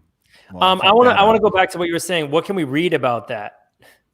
What are activists that we can read about to educate ourselves? So I have a few books I've read that have really been resonating with me. One is, I don't know if it's about particular people. I think it's about incidents and moments in time in American history and understanding the context of things. First of all, you should see Ava DuVernay's 13th. Yep. It's on Netflix, right? It's been on Netflix. First and fucking foremost. Yeah. Okay. Watch the 13th and watch it uninterrupted and focused. Yeah. Secondly, you should watch the original Birth of a Nation. And you should vest yourself in studying the fact that the civil rights era as we know it is actually the third civil rights era. The first one was Reconstruction. The second one happened in the early 20th century, and the third one happened in the 60s. I think if you vest yourself in the hard data that's in those three spaces, and to deny systemic racism and the fact that Black culture as a whole has been suffering from PTSD since 1619 means that you're vested on the wrong side of history. I'm gonna add to that. If you like to read, if you are a reader, Ibram X. Kendi's book "How to Be an Anti-Racist" it's amazing. I got some fucking books right here. I'm tripping. All right. Boom. James Baldwin. Nobody knows my name. This is James Baldwin's excerpts from when he came back from Europe. And he realized that going to Europe, he was facing passive racism from colonizers that were older than America, which we talked about earlier. This is James Baldwin waxing poetic on that. I'm going to write these down and keep track. We can put them on the screen. Frantz Fanon, Black Skin, White Masks. I don't know that one. This book, Frantz Fanon is one of the most renowned Black psychologists and writers ever. And he speaks about the same thing that W.E.B. Du Bois spoke about with the double consciousness. I have to be a Black man and I have to be an American or a Frenchman or an Englishman. And I have to function through this dual consciousness, because if I don't keep the two segregated and begin to conflate them, I'm going to start acting in ways that's going to get me in trouble because of the color of my skin. The Souls of Black Folk, W.E.B. Du Bois. Mind blowing. Jawanza Kunjufu, The Conspiracy to Destroy Black Boys. I only have volume 3 with me because I lent to a buddy of mine over the course of a similar conversation. The Confessions of Nat Turner. You familiar with who Nat Turner is? Mm-hmm. Nat Turner led the most famous slave revolt recorded, the most famous slave revolt that white history has reported publicly. What's the title of that one again? The Confessions of Nat Turner by William Styron, Styron. It was written, this is a book that I stole from Cornell University when I was there. This book was written in 1966. This is the punch in the face. Southern Slavery and the Law, 1619 to 1860. This will fucking do all of your delusions in. Oof. Thomas D. Morris. And this one will give you some human context. Deep Like the Rivers, Education in the Slave Quarter Community, 1831 to 1865, by Thomas L. Weber. I minored in Africana at Cornell. I studied under James Turner. James Turner led the revolt at Cornell University that created the Africana Studies Center at Cornell University in 1969. And he became the tenured professor at the Africana Studies Center at Cornell. And when I got there in 88, he was a mentor to me. When I came home from school after my freshman year, and this is 88, so this is the baby steps of the golden era. Native tongue is just hitting the street. Black medallions, no gold. All of that rap is bubbling, right? Jungle Brothers, Tribe. All these dialogues is now in the air. This newfound black consciousness, Public Enemy, Lakim Shabazz, all of these rappers that might not be KRS-One, BDP. KRS-One, BDP, we could go on and on, but particularly artists that were speaking to this, hey, black man, you're somebody, you're worth something. You got to start to carry yourself with a certain kind of pride and a certain kind of reverence, because whether you believe it or not, you're the descendant of kings and queens. All that rap is in the air. And I'd never seen so many white people in one place in my life when I got to Cornell. And I'm studying Africana under James Turner. When I came home that summer, I was like, kill Whitey. Yeah, rightfully so.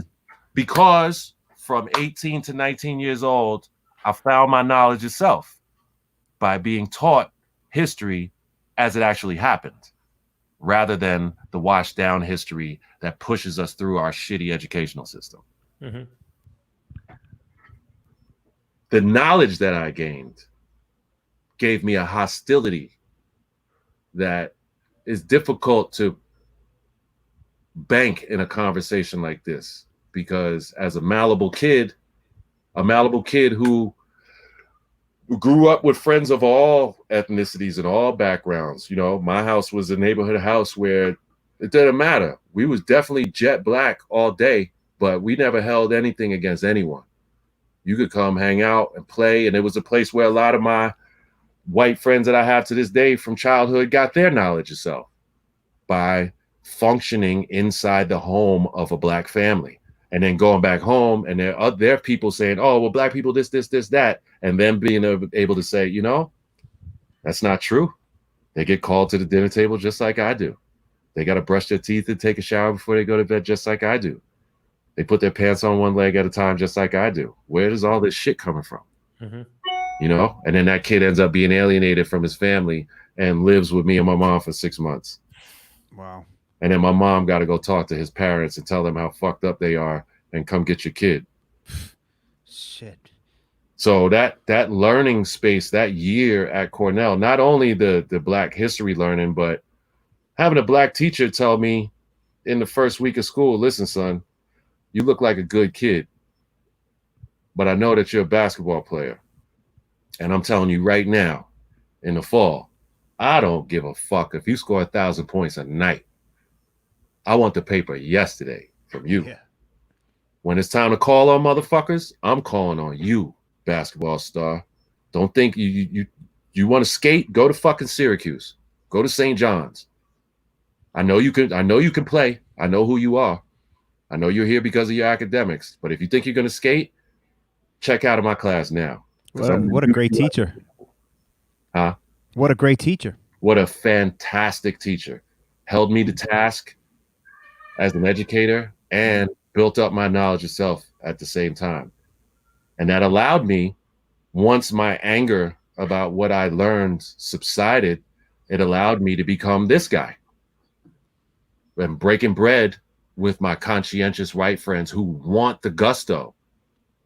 My friends like you guys, you want that magic. What is the magic, man? Why do I like this fucking music so much? Why do I gravitate to this space the way I do? I can tell you why. Or at least I can point you in the direction of you telling me why. Right? But without knowledge of self, I can't do that. And that knowledge of self is that I am not an immigrant. My people didn't come here by choice. Nor did they stay in this motherfucker by choice. Because they would have followed Marcus Garvey if he hadn't been framed and eventually killed. Who knows where I'd be? Jamaica, Salvador Bahia, Guadalajara. I don't know. It's all black. If it ain't white, it's black. You know what I'm saying? The American politicians that founded the country started that. You familiar with the one drop rule? Mm-hmm. I'm not. School me. What's the one drop rule is another part of the American Constitution before Reconstruction that said if you have one inkling of black blood in your system, you are black and therefore eligible to be enslaved or at least indentured. And that is why there's so many light-skinned girls in Maryland, because Thomas Jefferson was fucking all his house slaves. Oh my. And so were all the other fucking slave drivers. But they let the pretty girls in the house to work because the wives can get bemused by their looks and by how sweet they are and how nice they are. And they're so caught up in all the power that the plantation has that they don't realize that when he tells you that he's going to the field to take care of some shit with the overseer, he's actually going taking Sissy to the barn and put his dick in her. And all the butlers and all the men that worked in the house were more brooding and more physically not so attractive in order for his wife not to have the same pleasure. Oh, white men. Oh, white guys. And I have to say, man, I'm really thankful and humbled for the opportunity to talk about this in this forum. I'm not here to stick my finger in anyone's eye. Oh, not at all. This data is who I am. This data is my wheelhouse. If you like my DJing or my production, that shit is a distant 15th place to this. This is my wheelhouse. This is who I am. And I can say, to be 100% fair, I've skirted some issues that my brothers have to deal with on an everyday basis simply because of the fact that I have some conscientious white friends. I get to go in the artist door or the venue or the restaurant or whatever, you know, whereas my friends coming in the front, they might catch it on the sidewalk. They might catch it on the train. They could catch it anywhere, you know? So I understand the degree to which my life as a human being has been charmed. Doesn't change the fact that I could go outside and catch a bad officer and be on the news in a matter of seconds. They don't give a fuck about that. But because of the life I've chosen for myself and the way that I've chosen to operate socially, I'm buffered by white people. And I'm keenly aware of that. And that's why I step outside of it and speak my clout with such gusto. Because there's people in the black community that might look at a guy like me like I'm an Uncle Tom, because I break bread with white people to the degree that I do. So it's a double-edged sword. Well, with a syllabus like you just gave us, it's hard to even think for a second that you are not all in.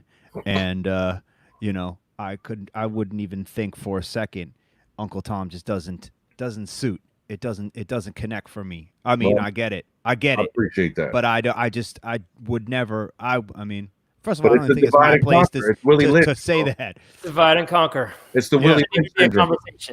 You guys know about the Willie Lynch syndrome? Eli, you hip to it? Nope. So, nope. Willie Lynch is a hypothetical plantation owner. There's a book called The Willie Lynch System, Breaking the Slave. I have it here. I have to go upstairs and look for it. But the premise is, if I turn my house niggers against my field niggers, they'll never come together and revolt. Oh. If I turn the light-skinned, fair-looking, pretty one against the ugly, dark one with the nappy hair, their dissension will stop them from visiting their wrath upon me. There's Spike Lee, School Days, Good and Bad Hair. Yeah. Oh, yeah. The musical scene. That is a play on what is called the Willie Lynch syndrome. Wow.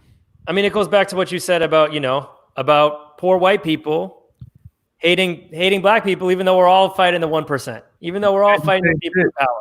You ain't got no plantation. You live in a trailer, fam. You live in a trailer and you eat fucking porridge and drink week-old milk. I'm actually living better than you. But you think you better than me. Yep. And you talk to me like you better than me.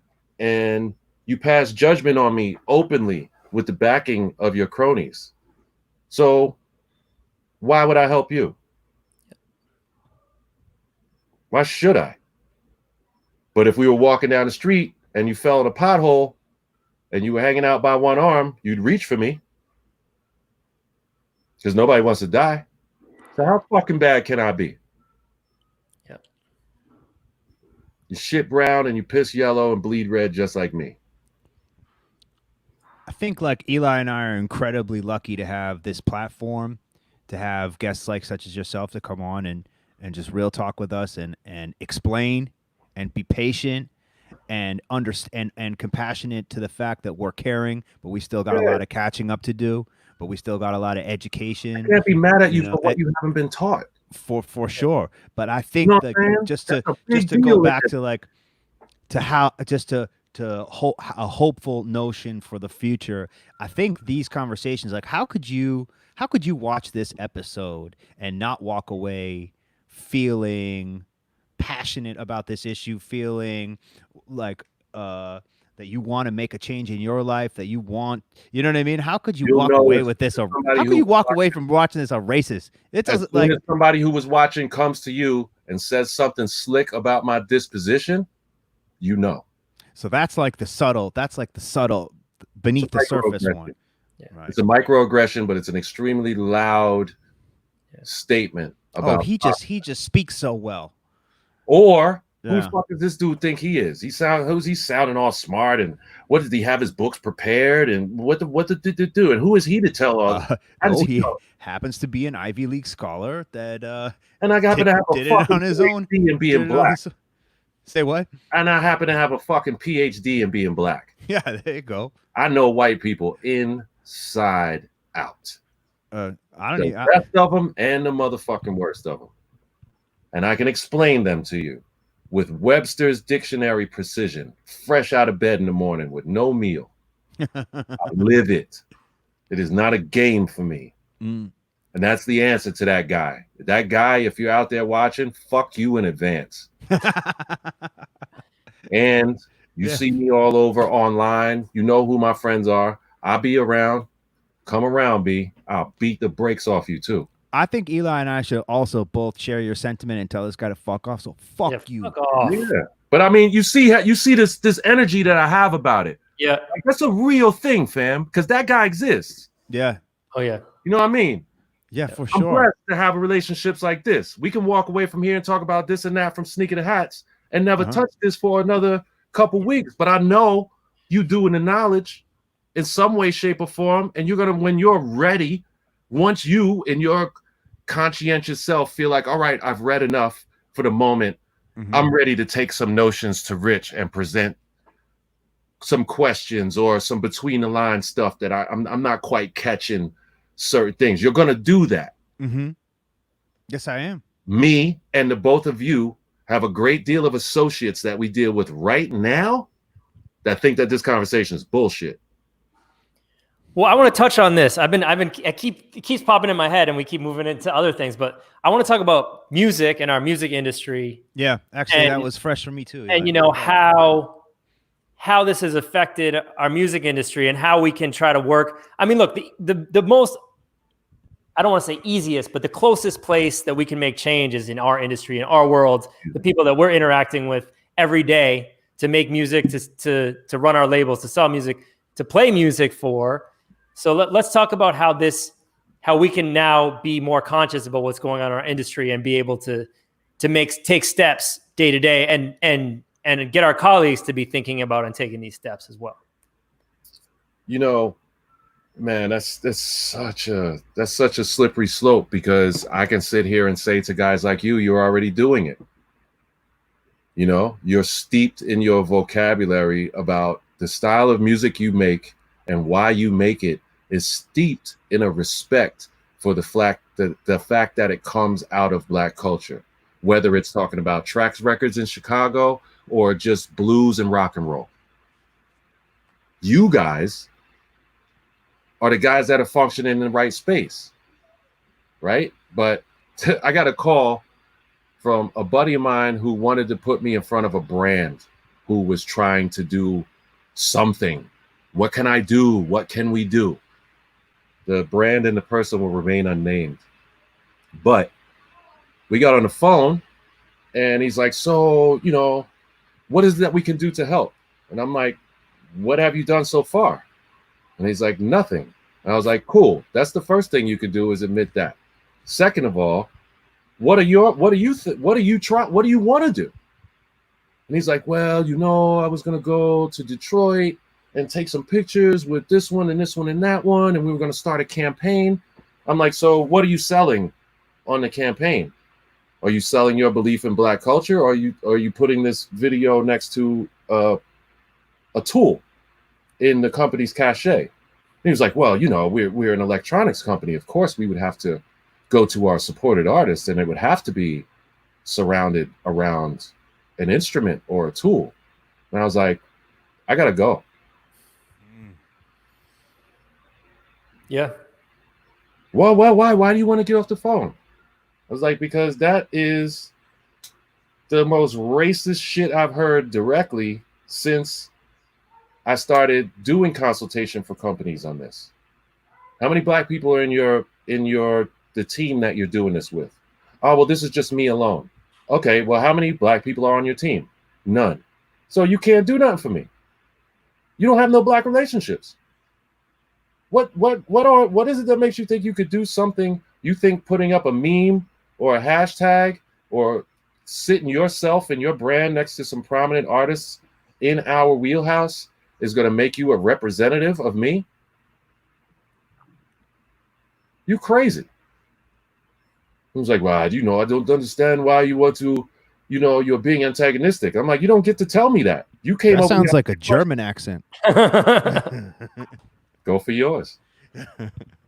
You came over here asking me questions. What you want me to do? You want me to make you comfortable? You coming into an uncomfortable situation asking me what you can do and what you want. A cup of tea? You want a red carpet? And the way that you presented the point is dumb as hell. You ain't even got no Black friends. Well, it's also like, if the point of you doing this is so you look good and so you can present your product in a new way, that misses it completely. The point of this shit is fucking Black liberation and fucking Black culture, raising Black culture. Fuck your products. It's about the fact that you make skillions of dollars a year off of Black culture. And you would do yourself well, especially considering where your company is based, to take a step like this. Yep. And take a step like this with some gusto. And first of all, you can hire some Black motherfuckers on your marketing team. You can hire some Black people on your executive branch, and you can take some of these artists whose mass appeal that you use and give them a voice. Yeah. Well, I'm not sure if the team is gonna be ready to deal with this. And I'm like, because you didn't have, this isn't a conversation from your team. This is coming from you. So you're a lone wolf. So you want to do this. You just saw a bunch of memes on Instagram and it's like, oh, well, I have to do something so I don't get called out by so-and-so. Right. And then 6 months from now, you ain't going to say shit. And some racist shit is going to be going down. And you're going to see one of your Black friends that you asked to pat you on your back for posting all your memes. And you're not going to get active in the confrontation that's pinning your friend down. And you've shown your true colors. Fair weather friends are a dime a dozen, man. I don't need no friends when the sun is out. I need friends when it's fucking freezing and I ain't got no food. Yeah. All lives do matter, but only when everybody's got an equal play. Yep. Right now, Black lives matter. Mm-hmm. And the reason that really sums that up. I'm not granted the access to systems and opportunities that you are. That's why it matters. We have to remind you that we matter. You don't get to tell me that all lives matter. That will get you punched in the face. You also don't get to conflate all of your other causes on top of this as a convenient catch-all. LGBTQ lives matter too. But many white activists conflate them so that they don't have to do the double work. Fuck them too. I've been struggling with this actually with, I've been doing a lot of climate activism, getting more and more involved with climate activism in the last few years. And obviously, it's very, very important to continue to do this work as well, to continue to make sure that all of that work is not polluting, that the planet is going to be here for our children. Climate matters too. Absolutely. But how do you then, is it like, can I bring these two issues together? Or do I have to look at them as like, I have to do my work in both spaces simultaneously? This kind of goes with what you're saying. You can't bring your math book to your science class. Yeah. That's a great answer. You can't put a CDJ on a turntable and expect to hear music. Yep. I might argue with that one. Hey, after the night we spent together in Frisco, I think I might have to take that one back too. Well, that's a testament to the night we spent to. Actually, we did do San Francisco. I was thinking Denver. We did both. When you and me went. We were doing some other thing there. Yeah. Yeah, I'm talking about the night. What was it? Yeah, right. At the Yep. Great Northern. That was good. Oh yeah, that's right. Great Northern. Yes, yeah. So yeah, I mean, I can't sit here and say, to put two manners of activism together is fucked up. I'm not saying that. I'm just painting a picture of how people who haven't suffered try to make their activism more convenient for themselves. And activism is not convenience. The fact that it's even being put in that language convolutes the whole effort. And it's contradictory to our needs. As much as we have to respect the fact that it's going to happen. And it's not that I won't hold an LGBTQ flag with my Black Lives Matter shirt on at a women's rally. I would. But I'm doing that with those three things being segregated in my mind and having extremely individual needs beyond the civil and human rights component. I think there's these important points where these issues can touch, right? Like, here's a great example, like the Black Trans Lives Matter movement that's come out of Black Lives Matter. I mean, this is a group that's so at risk, and like to be able to now have advocates that can join these two movements together, that's very powerful. That's 100%. Very powerful. But that's one touching point, and that doesn't mean that the work for trans rights and for Black lives doesn't have to continue just as strong. Bingo. Yeah. It's that individualized work that has to be given the credence it deserves after that rally.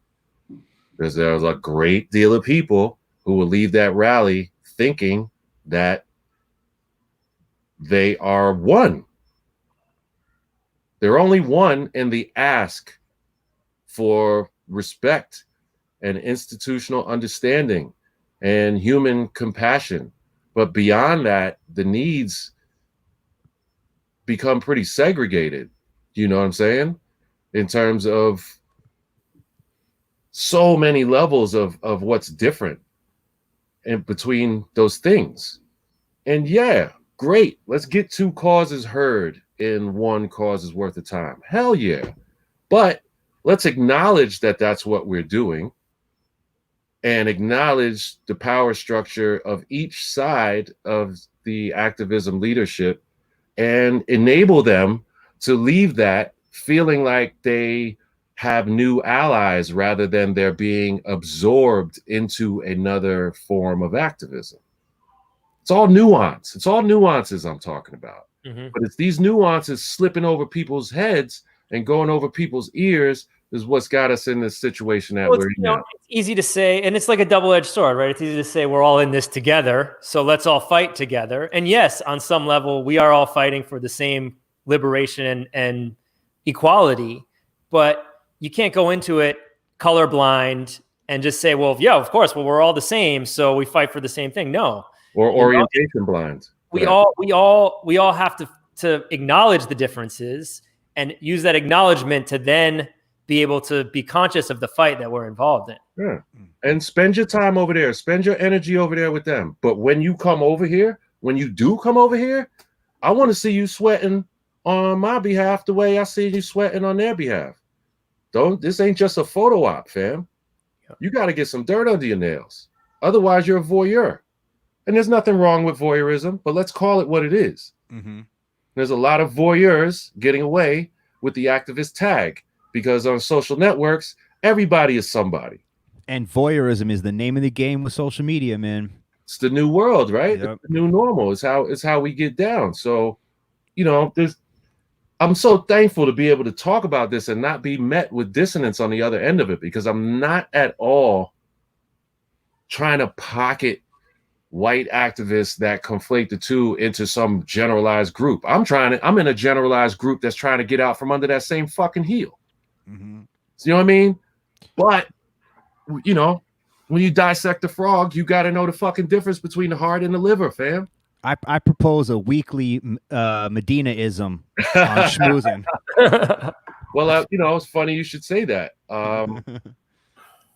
Part of what I've been trying to do with my live stream presentations is we should probably talk about that too.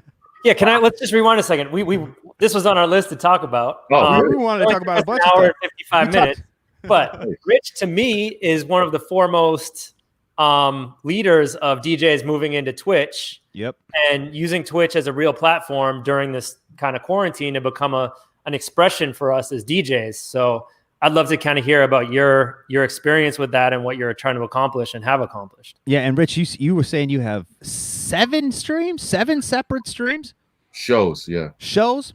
So I'm going to answer you, Eli, but to answer that, I have Jumpin' Funk, yes, which is my Afrobeat party.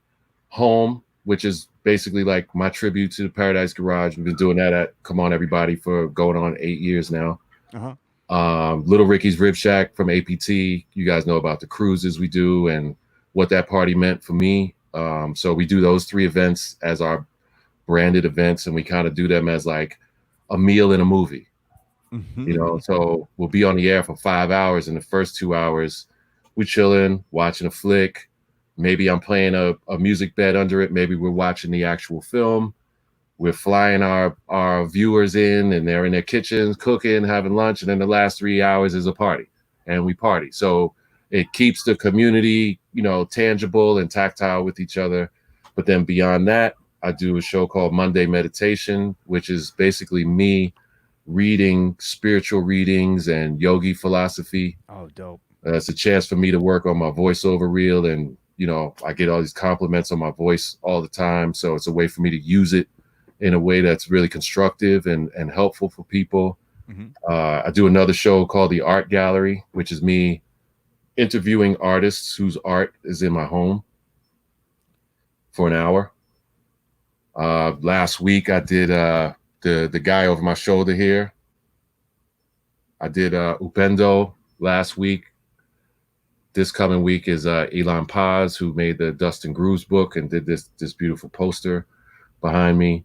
And Monday Meditations, the Art Gallery, and Bangers. Bangers is me picking 5 7-inch records out of my collection and just telling you why these records are so important to me and why I would play them for you, and explaining the artist or the producer or where it was sampled or why it means a lot to me. Or I got this record from my mom in 1980, whatever. So trying to diversify the programming so that it's not just me with some cameras aimed at me DJing. Yeah. You know? And, you know, with regard to quarantine and the whole live streaming thing, you know, I'm blessed to say that I'm very, very good friends with D Nice. And I watched D Nice capture lightning in a bottle. Oh my goodness, right? We all did. And when that happened, I was like, that's never going to happen again. Everybody's about to flood that market, but he's the only one of us who is going to capture lightning in a bottle. Number one, because of his disposition and the reasons he stated for doing it once he got there. And, you know, people forget that, you know, D Nice was 17 when he produced Self-Destruction. He was 18 when he did Call Me D Nice. He was in Boogie Down Productions from 16 to 20. He put his own record out. It didn't do that well. He had some problems with the industry. And he became a web developer for the major labels. Then he sent himself to photography school, became one of the most prominent photographers of our generation. Then he stepped back into the DJ world. And he stepped back into the DJ world with respect and reverence, the respect and reverence for what he accomplished already, and him being respectful and coming to a shoebox room like APT and asking me how I keep all these girls in this room, and then going to One Oak and listening to whoever is the hot top 100 guy and asking him all the right questions about what the fuck he's doing. So why would guys like us not give Derek an opportunity to present himself? He's the motherfucking TR-808, and he's respectful. And because of all of his wherewithal and all of his life experience, he parlayed that into becoming the first DJ to ever be employed by the White House. Wow. He was Barack Obama's DJ for 2 terms. Do you understand the reach and gusto that gives him next to his already outrageous industry cachet? So who's better for that job than D Nice, right? He set himself up for this over the last 35 years to fall into a window that's 1/3 of an actual window, and the camera in his face and him playing music and saying, man, this is so scary out here.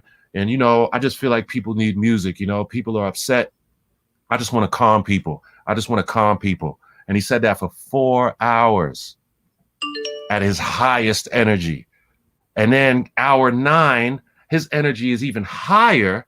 And he's calling out celebrities and his homeboy from the block that he hasn't talked to in 20 years.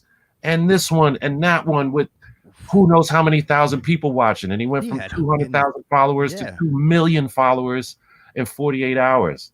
And I was like, that road is closed. That was a lightning bolt. And this guy, not only was it a lightning bolt, but what a guy for the job, man. His political chops, his musical chops, his social chops, his physical durability and endurance. All of that shit came to bear. And he's made the absolute most of it.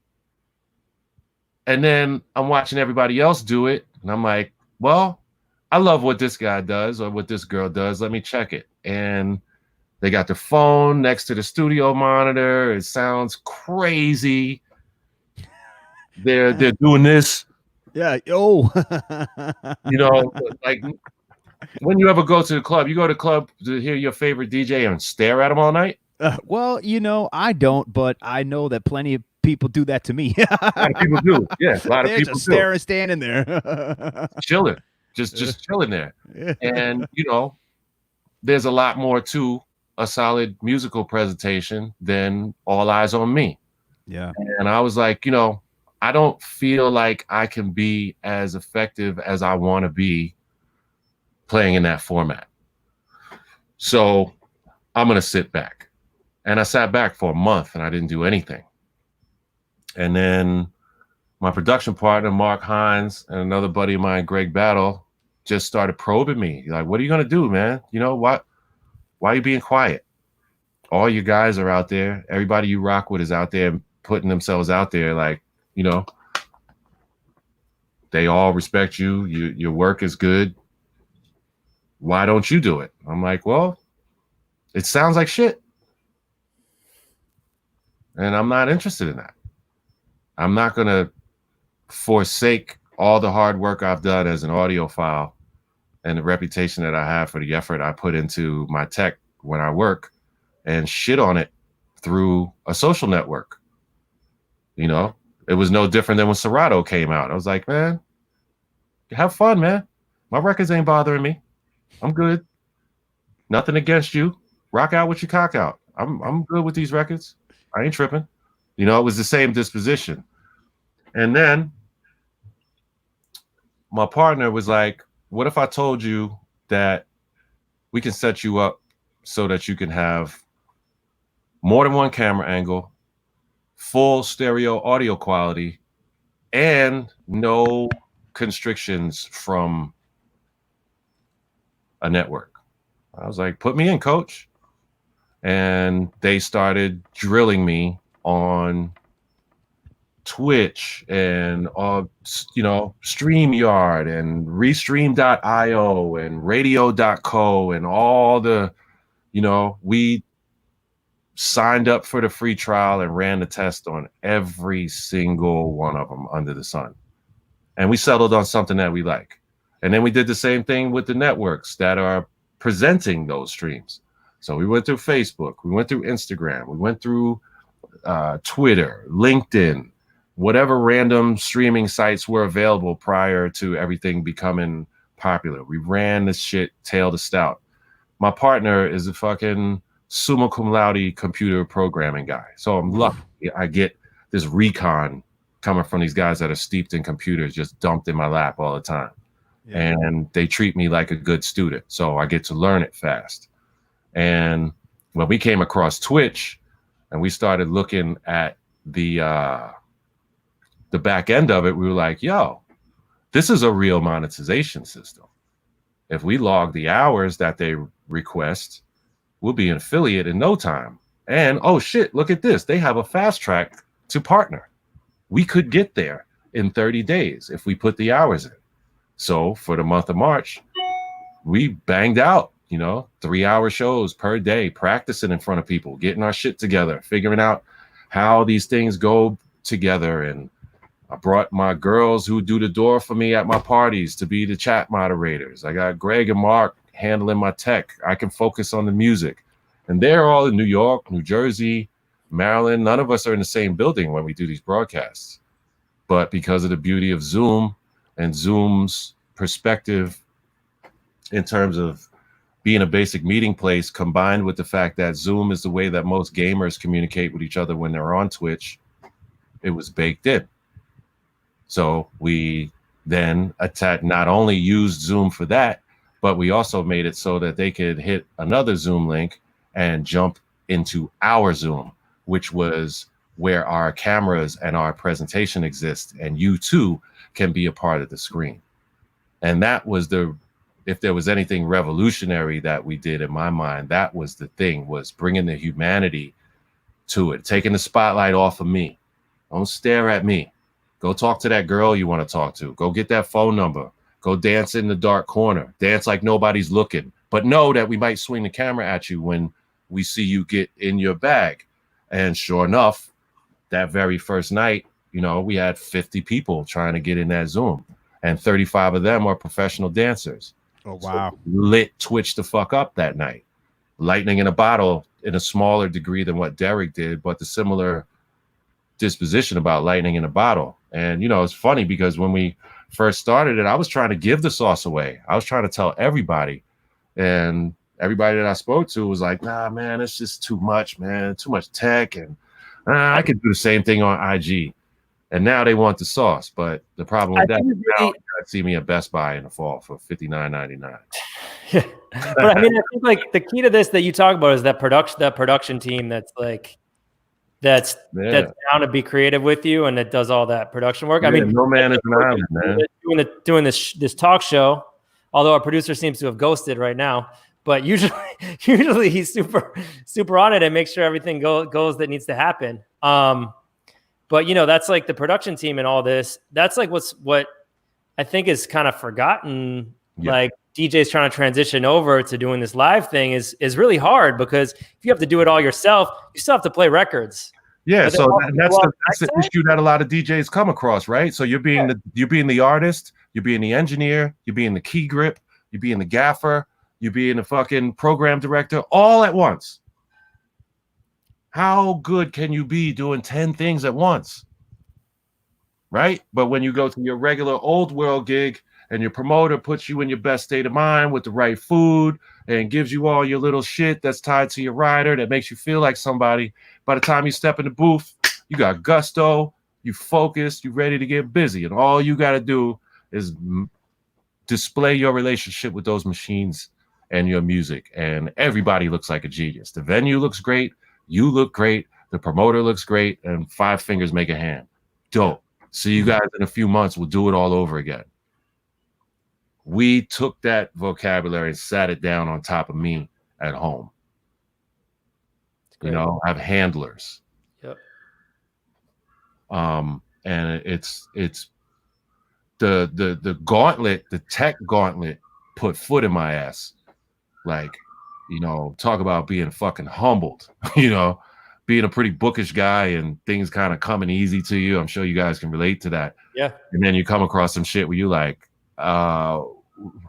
say that again. You know, very challenging, and we're trying to do our back-to-back sets too. So there's this whole other level. Like we still have been unable to find the perfect way to do it. You know, you have to sacrifice something. We can open up that cauldron outside of this meeting, and we can have a conversation. No problem. That'd be great. Yeah, we'll talk about that for sure. But yeah, I think it was applying those production protocols put me in a position to look like a broadcast station, not a DJ trying to get attention from his fans. You know what I mean? And there's nothing wrong with the other side. I'm not passing judgment on it. I'm just drawing the delineating line between the two. There's production vocab, and there's just, I'm going live. I'm gonna plug in, check me out. You know, if they come, they come, and whoever comes, praise God. I'm just gonna have my fun, and whoever's with me is gonna have fun, and I'm gonna do this and do that, and then we're gonna be out. There's a beautiful space. There's a lot to that. Spontaneity is a beautiful thing. Can be a parent with a car note and a mortgage and a lifestyle that I've come to love. I need to be monetizing. And freestyling like that ain't gonna show me no guap. And if I ain't got no guap, the man is coming to take my shit from me. And I went through evictions and, raggedy homes and shit like that as a child. And I'm not going back there. So I'm going to go through this gauntlet and take these lumps and learn what I got to learn and be as humble as I got to be, so that when outside is cool again, not only can I hopefully go back to the world as I knew it, but once I get there, I can broadcast from there like a professional. And motherfuckers think I live in Texas and he's having this party in Brooklyn. I know outside is cool again. I've been rocking with him on Twitch for the last 4 months, and I don't know when I'm ever going to get to Brooklyn. But now I don't have to worry about it, because as long as I hit that Zoom link and as long as I check his schedule, I can still participate. So I wanted to ensure that we were playing chess and not checkers. And praise God, my partners are chess guys, and they kicked my ass, in the last few months, straight up and down, man. The amount of things that I've learned, I can take apart and rebuild a laptop tail to snout now. I couldn't do that 3 months ago.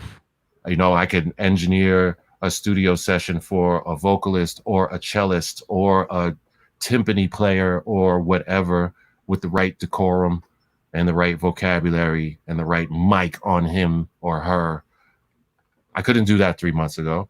I could make the hell out of some beats and record the hell out of some vocals and have a heady studio dialogue with a producer and finish something. But, I wasn't rounded off. I couldn't go out in the field as an individual agent and bang out those protocols without thinking. Now I can walk into somebody's crib. They can show me a brand new laptop, a Go Mixer, a Go Mixer Pro, or a Go Live Stream, or want to go through an audio interface like an Apollo 8, and I can set them up. If they want to broadcast through a website like this versus broadcasting through a platform like a streaming platform, I know the difference between those two and why loopback is a problem or an element that has to be applied. Whereas in the beginning, I was just a passenger in this big old pretty ass car that my partners came and picked me up in. You know what I mean? I like that expression, rounding off, because I think that's I think that's how Eli and I really benefit from these conversations, especially when it comes to race and what's going on. Because I feel like these conversations help me walk away rounded off, and I should hope that our listeners do as well. And I think maybe that's progress. Maybe that's progress. That is progress for a generation. And you should not shortchange yourself. As a white man, you should not shortchange yourself on the amount of activism that you have put on the table already and the amount of energy that you have exuded in respect to Black culture prior to any of this shit. Thank you, Richard. I'm not the motherfucker that's here to take that away from you.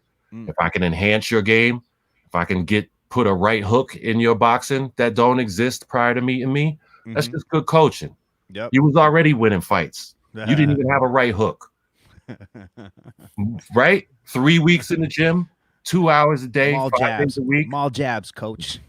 Right. But after that 3 weeks, you're gonna start hurting people to the body in a whole other way. Yep. You're gonna take on less damage, you know, you're gonna apply more damage, exerting yourself with no more power than you're already throwing.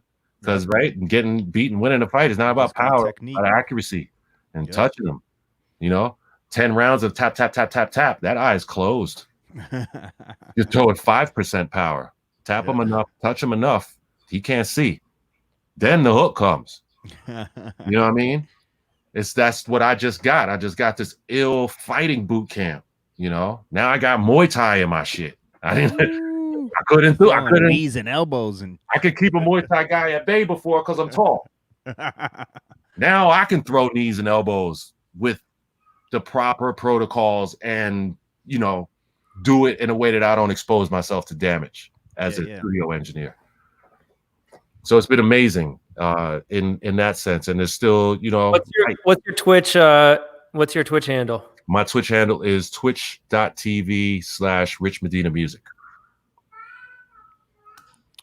Twitch.tv/Rich Medina Music. Yeah, let's get that. Maybe put that up on the screen. We can that's get your followers. It's great. I mean, I'm a fan. Like, I saw what you were doing, and that's why it's exciting to talk about it. And I'd love to pick your brain, get some insight on how we can do a better job, for sure. Yeah, it's been humbling, man, because, to have my peers and friends like yourself to pat us on the back and say, hey, man, the way you guys are going about it is really commendable, is a huge battery in our back. Yeah. And to have the fans and the people that have been patronizing us to say, first of all, this experience is better than the IG experience. The IG experience is very static and it's so fluid. And I can actually engage beyond the chat should I choose. That's like a beautiful option for me as a listener. And I appreciate that. So now, the next time we're coming to the table fully encouraged. I'm being encouraged by my peers, either by them saying I'm doing a good job or by them biting.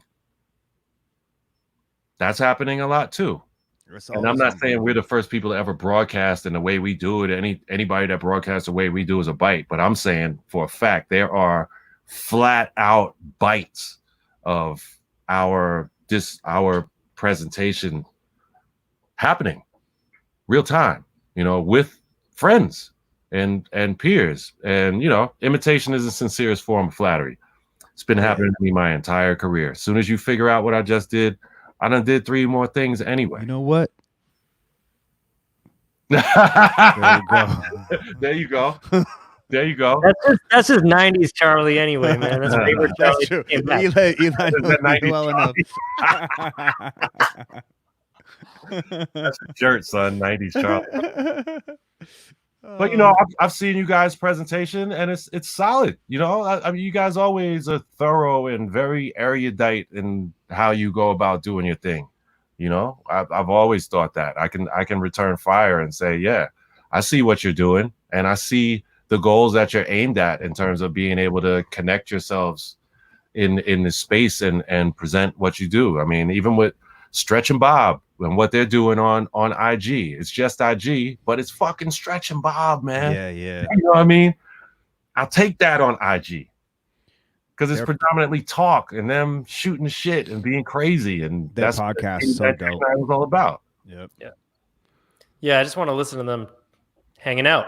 It's perfect. Yeah. And to come on a platform like yours, and you guys got Johnny and Johnny Mac and your team that's holding you down, that's not hobbyist shit, man. That's shout out to the team. Shit. That's stepping to the table knowing that you can't do it your fucking self. So you're already winning.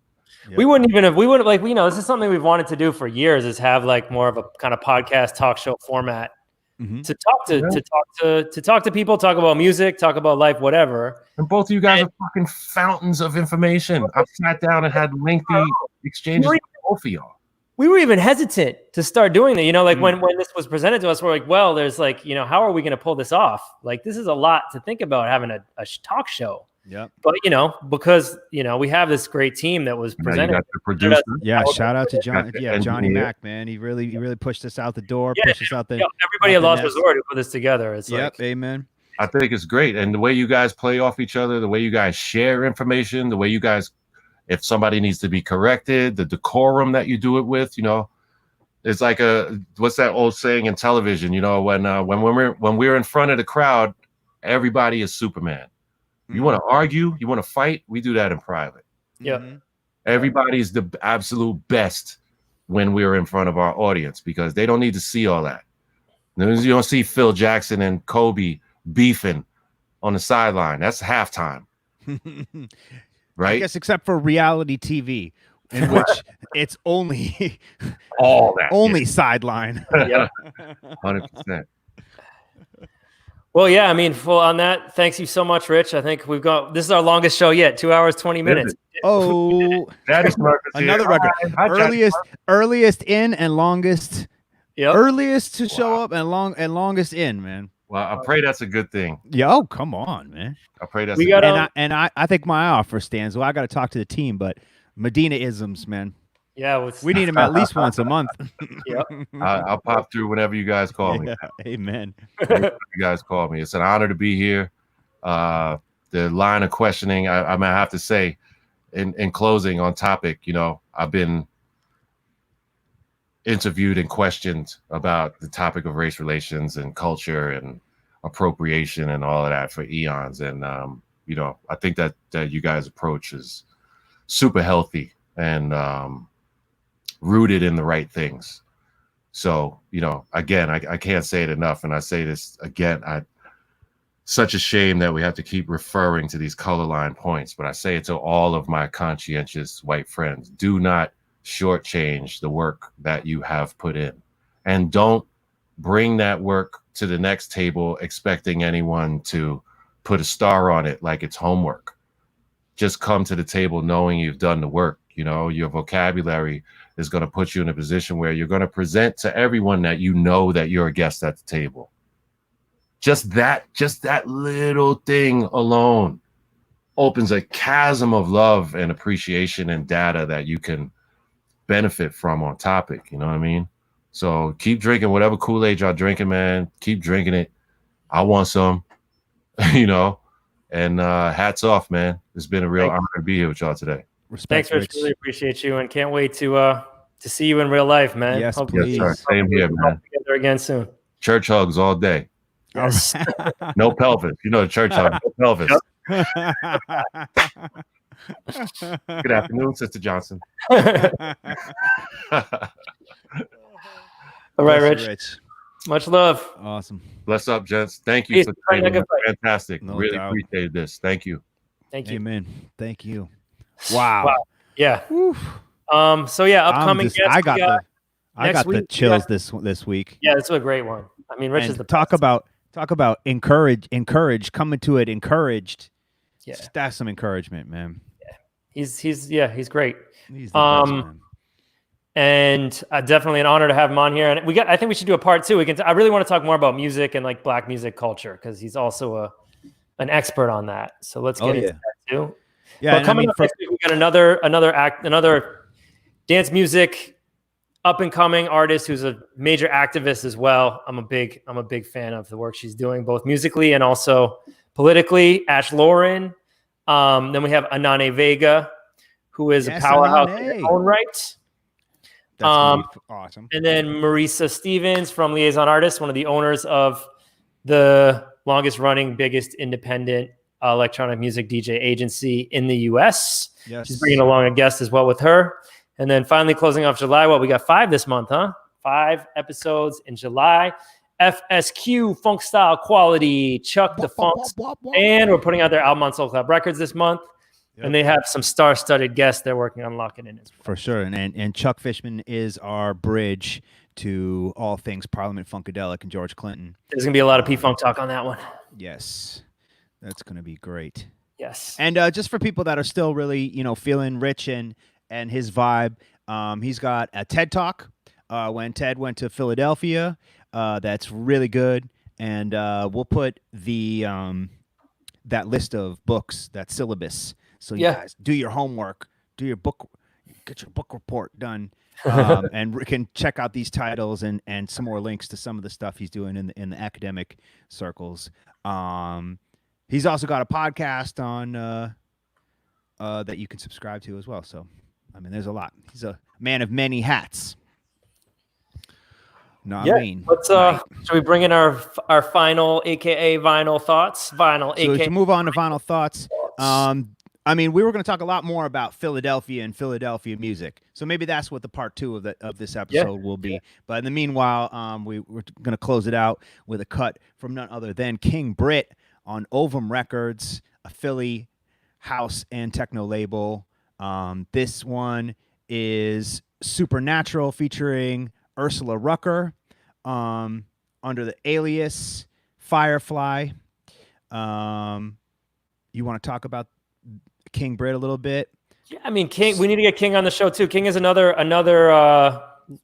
mean, OG of Philly dance music. He was the DJ for Diggable Planets, one of my favorite hip hop groups. Yes, he was. And producer as Silk 130. Yeah, producer of Silk 130. He founded Ovum Records with Josh Wink, and went on to kind of do more experimental Afro futurist movement as Flossed and Paradigm on. That's right. On what's it called? Hyperdub Records, one of the kind of best Afrofuturist labels. And he's a teacher. He's now a professor in, at I don't know what university, but in San Diego. Maybe one of the UCs or. And so we need to get him as a guest. I'd love to talk to him more about his idea. UCSD. And he's done a couple. We've had him do some great DJ sets over the years. I think the first time we booked him to do something was when we did the Yo Yo Yo 90s rave jam in London. Remember that? Oh yeah, no, we played with him in Boston was it at Rise or was it booked him at Redline? Was that the first time? We played with Josh at Rise. Yeah. Is that what it was? We played, yeah. Oh man, there's memories. Yeah. All right, I'm switching cameras. Yes, I love you guys. You keep talking about King while I cue this thing up. Well, let's get King on the show. He's dope. Let's get him on the show. And peace out, everybody. I'm gonna hit this one. Yeah. Ooh, that's a nice angle this week. We'll see y'all next week for Ash Lauren. Thanks for tuning in. Everybody who stayed on for the whole show. Big thanks for you for tuning in for that long. But it was an honor. It was an honor being here with Rich, and it's an honor being here with all of you. Peace.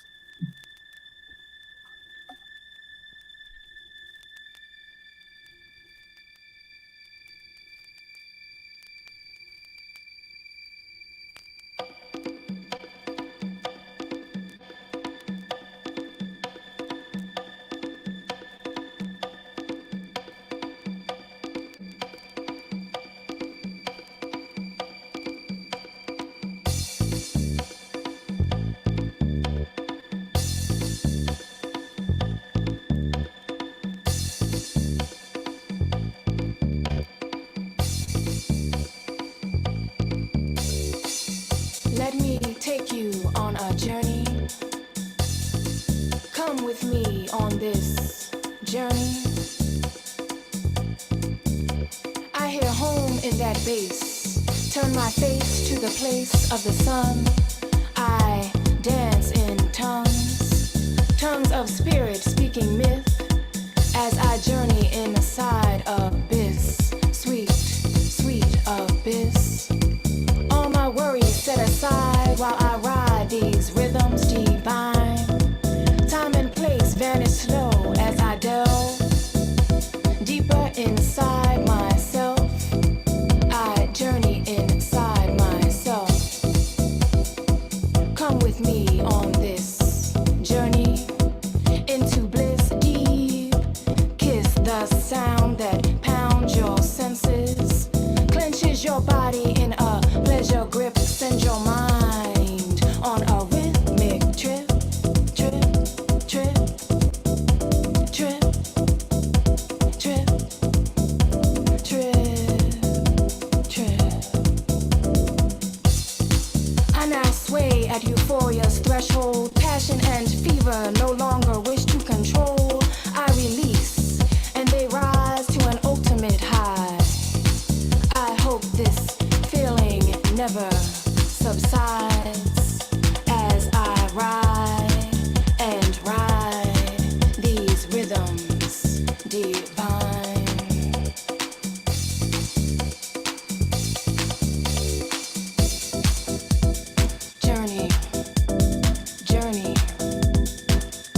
take you on a journey. Journey into bliss, deep kiss the sound that pounds your senses, clenches your body in a pleasure grip, send your mind on a rhythmic trip, trip, trip, trip, trip, trip, trip, trip, trip, trip.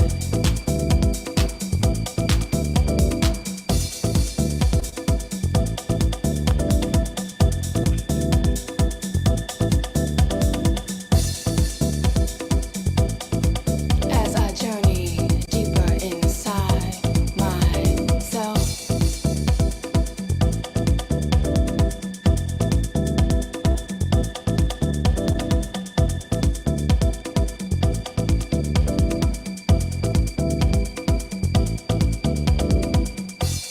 these sounds are pure intoxication, human soul's immortal creation.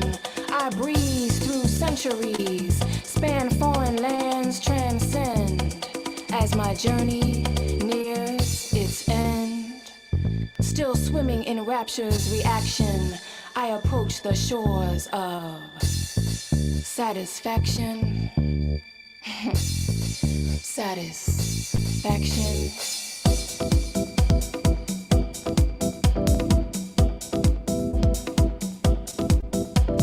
Journey, take this. Journey into bliss, deep kiss the sound that pounds your senses, clenches your body in a pleasure grip, send your mind on a rhythmic trip, trip, trip, trip, trip, trip, trip, trip, trip.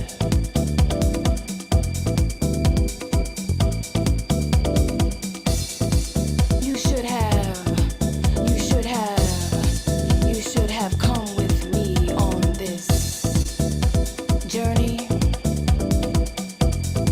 Satisfaction is near. Satisfaction is near.